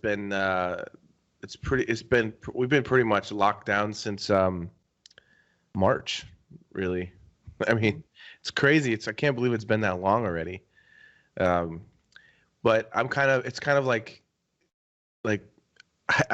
I went into it's so weird. This whole thing is such a strange experience, and we're all experiencing it throughout the whole world. But I remember the other day, I got out of my car and I walked into the grocery store and I didn't have my mask on. It's the first time it's ever happened. Yeah. And nobody said anything. I only walked in like maybe 10 feet. And then I realized I didn't have my mask, and I was like, oh no. Yeah, I ran out of the store really quick. I'm like, oh man. And the whole time I'm walking my car, I'm like, God damn, son of a bitch. You know, I go get my mask and come back in. But And then there was another time I was in the grocery store, and I cough a lot. Not because of this, but I get like tickles in my throat, and I have to clear my throat. I bet it's always been that way for me. And I was in the grocery store, and I had one of these things going on, and I couldn't stop coughing. And then, but it was like little, just like like that. And then all of a sudden, I had like this coughing spell where I couldn't stop, and I was just like hacking up. I was like, like coughing like crazy, and I could see people like kind of walk away, and I'm like trying so hard to stop. And it's just weird knowing that I've probably, everyone's probably terrified, and I've just ruined everybody's day. It's like, no, I'm fine. I'm totally fine. I just have a little tickle in my throat. But yeah, it's awkward times. So besides the stuff that you've been contributing to the podcast, what other kinds of things have you been working on lately? I'm not a professional, so my main work is working in a local bank, and it's quite a safe job at the moment. Yeah. But drawing now, I'm working on a little comic for a contest, and maybe there is some money in it. It's about bringing science to 6 to 10-year-old kids, and it has to show some. It should awaken their interest in science. Mm. And I've done 4 pages, 5 pages, and send it in. And now next week there will be the nomination of the winners. Oh, cool. Let's see if there's my name in the pot. Oh, I hope so. That would be awesome. Now, I have a question about your approach. We'll talk about the submissions that you send in. I'm just curious, like, what's your process behind when you start to do a caricature of somebody? Do you do a lot of research on the person, like look them up a little bit, find out some things, and do a bunch of little doodles, or do you kind of just jump into it? Because you always have like a really clever little thing that you throw in there, and I really enjoy that. Yeah, thanks. I think it's the problem with my drawings is they're not that good. So I think they're cool, man. The good thing, the thing I think I'm good in is concept. To find a little story or something like that. And so I often think just find something extra I can put in the drawing. So maybe that is kind of a value, and not only the face, but it is not always that easy. Yeah. Well, I mean, I think it's great because it gives your work like an extra, something interesting to look for. It's. I think it's great. I love that. I love it because, yeah, your style is unique that way, where you try different things every time. Like you're always like doing something different with. I think so, anyways, and I think that's really interesting. Yeah, I think I'm not a painter. Not yet, maybe, but all I've done is drawing at the moment, and it's also because I'm not a professional. I don't have that much time, and I like simple ideas, and I thought, why not transform it into the drawings? Yeah. So I try to stay simple and fast, and so I can do a couple of drawings a week or.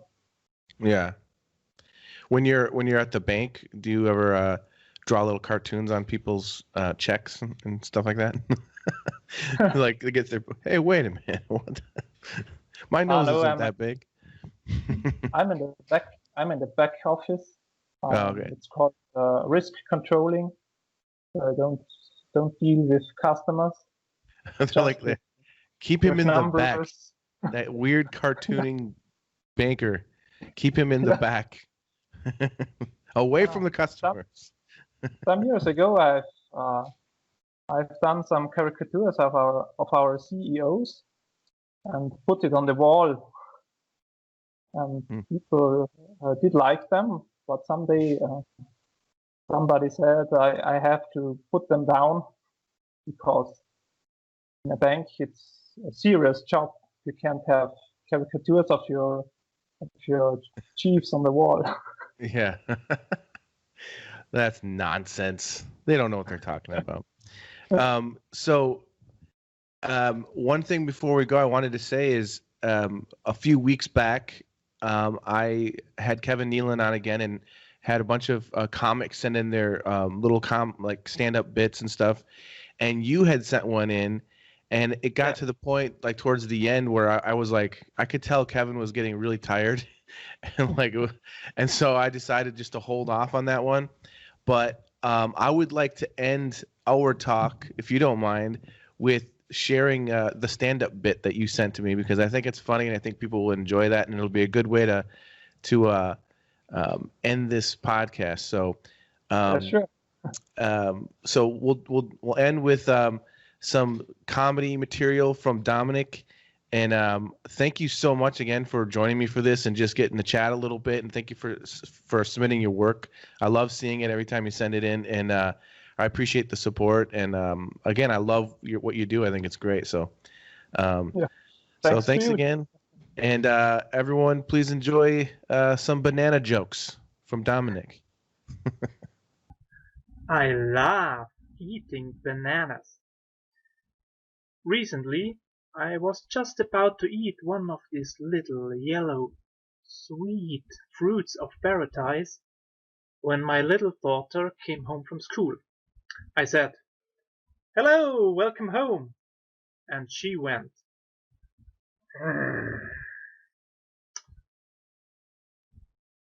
"Everything's all right?" "How can you dare eating bananas? Don't you ever think about the climate change?" I replied, brilliantly, in best parental rhetoric. "Huh? Bananas came from overseas. They have an enormous ecological footprint." "Bananas come with ships. Ships don't have footprints." Greta Thunberg, grumpy look. Don't get me wrong. I was very proud of my little girl fighting for her future planet. So I changed my argumentation. "Okay, listen, I deserve that banana because I am fighting against climate change. For instance, I don't take the car to drive to work. I take the bus. And there is the street with the traffic light I have to cross. I have to push the button, then all the cars will stop and I can cross the street. And I never push that button, because if cars stop and have to start again, they need a lot more gasoline than if they can't drive through the street. So I never stop that button." My daughter was quite open for my arguments. She took my hand. We went to the bus, drove to that street with the traffic light, and we were standing there, furiously not pushing that button, for 1 hour, and then she allowed me to eat that banana. You want answers? The truth shall set you free! I think I'm entitled. You want answers? I want the truth! You can't handle the truth!